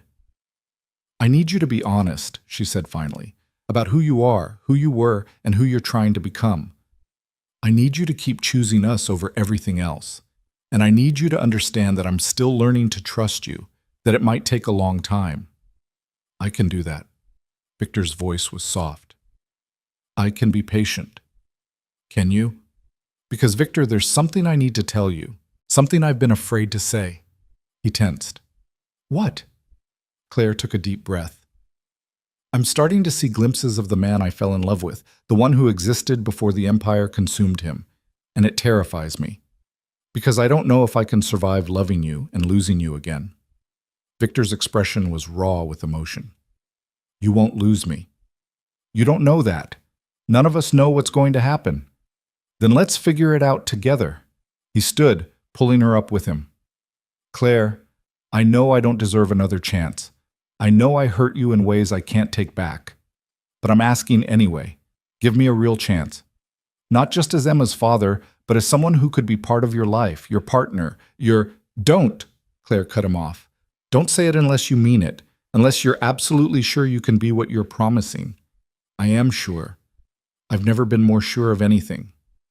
You were sure before. When you promised you'd never try to control me, never cage me. And then you did exactly that. Victor flinched but didn't look away. You're right. I made promises I didn't keep. But Claire, I was a different person then. I didn't understand what I was doing to you. I thought protection and possession were the same thing. And now? Now I know the difference. Now I know that loving someone means trusting them to make their own choices, even when those choices scare you, even when you want to lock them away and keep them safe from everything. Claire searched his face for signs of deception, but found only painful honesty. I need time to see if this version of you is real or just another mask. I'll give you all the time you need, a month, a year, forever, if that's what it takes. And what about Emma? She's already calling you dad. She's already built you into her life. What happens if we try this and it doesn't work? If you can't maintain the change? Then we co-parent like we've been doing. Emma doesn't lose me either way. That's non-negotiable. Victor's voice was firm. But Claire, I have to believe we can be more than just two people raising a child together. I have to believe there's a chance for us. Before Claire could respond, Emma's voice called from upstairs. Mama? Dad? I had a bad dream. They looked at each other, the moment suspended, and then moved together up the stairs. Emma was sitting up in bed, tears on her cheeks, clutching her favorite stuffed rabbit. What did you dream about, sweetheart? Claire asked, settling on the edge of the bed. You and Dad were fighting, and then Dad went away and didn't come back. Victor knelt beside the bed, taking Emma's small hand in his. I'm not going anywhere, Emma. I promise. But you were gone for so long before. What if you go away again? I wasn't gone before, I just didn't know about you. But now I do, and nothing could make me leave. Not fighting, not bad dreams, nothing. Emma looked at Claire. Are you and Dad going to fight? Claire chose her words carefully. Sometimes grown-ups disagree, but that doesn't mean anyone's going away. Your dad and I are learning how to be a family together. Sometimes that's hard, but we're not giving up. Promise? Claire looked at Victor over Emma's head. He met her eyes, and she saw the same question there. Could they promise this? Could they swear to Emma that they'd make this work, whatever this became? I promise, Victor said first. I promise I'll always be your dad, no matter what. And I promise, Claire added, that we'll always put you first, always. Emma seemed satisfied with this. She snuggled back under her covers, holding tight to her rabbit. Can you both stay until I fall asleep? They did. Claire on one side of the bed, Victor on the other, their daughter safe between them. And as Emma's breathing slowed and deepened into sleep, Claire felt Victor's hand find hers across the blanket. She didn't pull away. 2 weeks later, the federal agents returned with apologies and the news that Thomas Garrett had been arrested. The investigation was closed. Victor was cleared. I appreciate you keeping me informed, Victor said at the door, his tone professional, but not cold. Agent Martinez nodded. For what it's worth, Mr. Kaine, your cooperation made this easier. Not many men in your position would have handled it the way you did. After they left, Victor closed the door and leaned against it, eyes closed. It's over, Claire said from the kitchen doorway. This is over. But there will be other things, other threats. That's the reality of my life. Then we deal with them, together, the way we dealt with this one. Victor opened his eyes. You mean that? You're willing to stay knowing what my life is like? Claire moved closer. I'm willing to try. On one condition. Name it. You keep changing. You keep choosing to be better. Because Victor, the moment you slip back into your old patterns, the moment you start trying to control instead of protect, I'm gone. And I'll take Emma with me. That's fair. He pushed off from the door. More than fair. And we do this slowly. We don't rush into anything. We give Emma stability first, and then we figure out what we are to each other. Also fair. Victor stepped closer. Can I ask for something in return? What? Give me a real chance, not just tolerance, not just co-parenting, a genuine chance to show you I can be what you need. Claire thought about it. Thought about the past 6 weeks, watching Victor restrain himself daily, watching him choose legal channels over violence, watching him put Emma's needs before his own pride. thought about the man he was becoming versus the man he'd been. Okay, she said finally. A real chance. But Victor, if you hurt me again, I won't. I swear to you I won't. You can't know that. People hurt each other. Even when they don't mean to. Then I'll try not to. And when I do, because you're right, I probably will. I'll apologize and do better. That's all I can promise, to keep trying. It should have felt like not enough, but Claire had learned that sometimes trying was the most honest thing someone could offer. Okay, she said again, let's try. The next 3 months were a study in cautious hope. Victor continued to prove himself day by day, choice by choice. When Emma wanted to join a soccer league, he didn't object to the lack of security at the fields. When Claire mentioned wanting to take a class at the community college, he encouraged her instead of finding reasons she should stay home. He was learning. Slowly, imperfectly, but genuinely. And Claire was learning too, learning to trust again. Learning that maybe love didn't have to mean losing herself, that maybe partnership could exist between equals. They still had separate bedrooms, still maintained boundaries. But gradually, those boundaries began to shift. A hand held during a movie, a kiss on the forehead when saying goodnight. Small moments of intimacy that felt earned rather than demanded. Emma thrived in the center of it all. She had friends from school, playdates at the park, a father who showed up to every soccer game, and a mother who wasn't exhausted from carrying the weight of the world alone. She was happy in a way that made Claire's chest ache with gratitude. This was what she'd wanted for her daughter. This was what she'd run away to try to create. And somehow, impossibly, they'd built it together. The shift happened on a quiet Saturday evening. Emma was at a sleepover at Maya's house, her first ever, and the house felt strange and empty without her.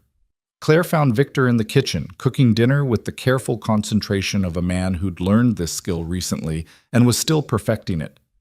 "You're making pasta," she observed. "Emma mentioned it's your favorite. I thought I'd try." "You don't have to cook for me." "I know. I want to." He glanced over his shoulder. "Is that okay? Or is this crossing a boundary?" Claire smiled. "It's okay. It's actually really sweet." They ate together at the table, talking about nothing important. Emma's soccer game, the book Claire was reading for her class, the legitimate business deal Victor was negotiating, normal things, domestic things. "This is nice," Claire said, surprising herself. "It is." Victor set down his fork. "Claire, can I ask you something?" "Sure." "Are you happy? Really happy? Or are you just making the best of a difficult situation?" The question deserved honesty. "Both, maybe?" "I'm happy with what we've built for Emma. I'm happy watching you be the father she deserves. But I'm also still scared, still waiting for things to fall apart. What would make you less scared?" "Time, I guess. Proof that this version of you is permanent, not just an act you're putting on." Victor was quiet for a moment. "What if I told you I'm scared too? That I wake up every morning terrified I'm going to mess this up? That I'm going to revert to old patterns and lose everything?" Then I'd say welcome to being human. Fear means you understand what's at stake. Emma. And maybe more than Emma. Claire met his eyes. "Victor, I think I'm falling for you again. The real you. The one you're choosing to be. And it terrifies me because I know how badly this could go wrong." Victor stood and moved around the table, kneeling beside her chair the way he'd done with Emma so many times. "It terrifies me too. But Claire, I love you. I've loved you since the moment I saw you in that gallery 5 years ago. I loved you wrong back then. I suffocated you with it. But I'm learning to love you right, to love you freely, to love you as a partner, not a possession." Claire's hands were shaking. "How do I know this is real? How do I know you won't change back?" "You don't. That's the terrifying part about trust. You can't know. You can only choose to believe." He took her hands. "But I can tell you this. Every day for the rest of my life, I'm going to choose you and Emma. I'm going to choose to be better than what I was. And on the days when I fail, because I will fail, I'm going to apologize and try harder." That's a big promise. It's the only one I can make, honestly. Claire looked down at their joined hands. His were scarred from a life of violence, hers rough from years of hard work. But together they'd built something neither could have created alone. "Okay," she whispered. "Okay? Okay. I believe you. I trust you. I'm choosing to trust you." Victor's expression crumbled with relief. "Really? Really? I'm still scared. I'm still going to have moments of doubt. But Victor, I want this. I want us to be a real family, not just for Emma, but for me too." He pulled her down into an embrace, and Claire let herself sink into it. Let herself feel safe in his arms for the first time in 5 years. Let herself believe that maybe, just maybe, they could make this work. When they pulled apart, Victor was crying. "I don't deserve this. I don't deserve you or Emma or this chance." "Probably not," Claire agreed, smiling through her own tears. "But you're getting it anyway, so don't waste it." "I won't. I swear to you, I won't." That night, for the first time since reuniting, they fell asleep together. Not in passion or heat, but in simple comfort. Two people learning to trust each other again. Two parents building a life for their daughter. Two broken people becoming whole. The proposal came 6 months later, on Emma's 5th birthday. The backyard was full of children and parents, chaos and laughter, everything a kid's party should be. Emma was covered in cake frosting and joy, running wild with her friends. Victor pulled Claire aside during a quiet moment, away from the noise. "I have something to ask you," he said. "If it's whether we ordered enough pizza, yes." Sophia triple-checked. "Not that." He reached into his pocket and pulled out a small box. "Claire Monroe, will you marry me?" Claire's breath caught. "Victor? Wait, let me say this. I'm not asking you to marry the man I was. I'm not even asking you to forget the past. I'm asking you to marry the man I'm becoming, the one who loves you freely, who trusts you completely, who chooses you every single day." He opened the box to reveal a simple, elegant ring. "I'm asking you to build a future with me, a real one, based on partnership and honesty, and the kind of love that makes both of us better." Claire looked at the ring, then at Victor's face, then across the yard at Emma, who was showing her cake to anyone who would look. Their daughter, happy, healthy, loved by both parents. "Yes," Claire said, "but I have conditions." Victor laughed, tears in his eyes. "Of course you do. We do premarital counseling. We work through the past properly with a professional." "Agreed. And if you ever try to control me again, if you ever make me feel like a possession instead of a partner, the marriage ends, immediately." "Agreed. Anything else?"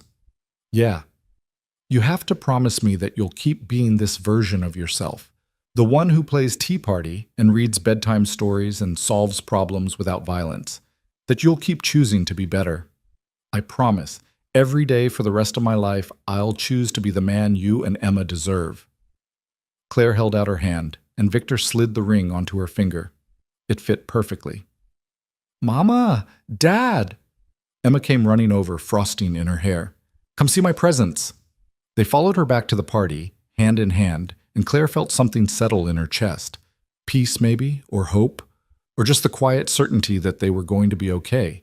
It wouldn't always be easy. There would be hard days, arguments, moments when old patterns threatened to resurface, but they'd face them together, as partners, as a family. Later that evening, after the guests had left and Emma was asleep, exhausted from excitement, Claire and Victor stood in the quiet kitchen. "I meant what I said," Victor told her, "about choosing to be better every day." "I know, and I meant what I said too, about ending things if you slip back into old patterns. That's fair. That's more than fair." He pulled her close. "Claire, thank you for giving me this chance, for believing I could change. Thank you for actually changing, for being brave enough to become someone different." They stood there, wrapped in each other's arms, and through the window they could see Emma's bedroom light, their daughter, the reason they'd both learned to be better.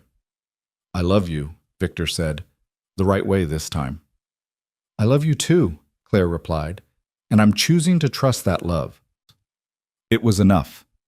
It was more than enough. It was everything. The wedding was small, intimate, held in the backyard where Victor had proposed. Emma was the flower girl, taking her job very seriously, scattering petals with careful precision. Sophia stood as Claire's maid of honor, tears streaming down her face through the entire ceremony. When the officiant asked if anyone objected, Emma's voice rang out. "I object!" The crowd gasped. Claire's heart stopped. Victor looked like he might faint. "Sweetheart, what's wrong?" Claire asked. Emma climbed down from her place beside Sophia and marched to the front. "I object because you forgot something important." "What's that, baby?" Emma looked at the officiant seriously. "You have to say that they promise to always be nice to each other and never go away. That's the important part." The officiant smiled. "You're absolutely right. Victor, Claire, do you promise to always treat each other with kindness and to never abandon each other?" "I do," they said together, looking at their daughter with overwhelming love. "Okay then." Emma nodded, satisfied. "You can keep going now." The ceremony continued with laughter and tears, and when Victor and Claire kissed, Emma cheered louder than anyone. At the reception, as they danced their first dance as husband and wife, Victor whispered in Claire's ear, "I'm going to spend the rest of my life proving this was the right choice." "You already have," Claire whispered back. "Every day you choose us, you prove it." Emma cut in on their dance, demanding her turn with her dad, and Victor swept her up into his arms, spinning her until she shrieked with laughter. Claire watched them, her husband and her daughter, and felt a completeness she'd never thought possible. This was what she'd been searching for all along. Not perfection, not a life without challenges or fear, but a family built on choice, on daily decisions to love each other better, to be better. A family forged from broken pieces and transformed into something stronger than either of them could have built alone. Years later, when Emma was grown and asking Claire about her parents' story, Claire would tell her the truth. About the running, about the fear, about the man her father had been, and the man he'd chosen to become. "So Dad really changed?" Emma would ask. "People can actually change that much?" "Your father did," Claire would say, "because he wanted to badly enough, because he understood what was at stake, because he loved us more than he loved who he'd been." "And you believed him?" "Eventually. It took time. It took proof. But yes, I believed him. And Emma, he never gave me a reason not to. Every single day, he chose to be the man we needed. That's real change. That's real love." But that conversation was years in the future. For now, Claire danced with her husband at their wedding, their daughter laughing between them, and thought that maybe the best stories weren't about people who had it easy. Maybe the best stories were about people who fought for each other, who chose each other, who built something beautiful from the ruins of what they'd been. And this story, their story, was far from over. It was only just beginning.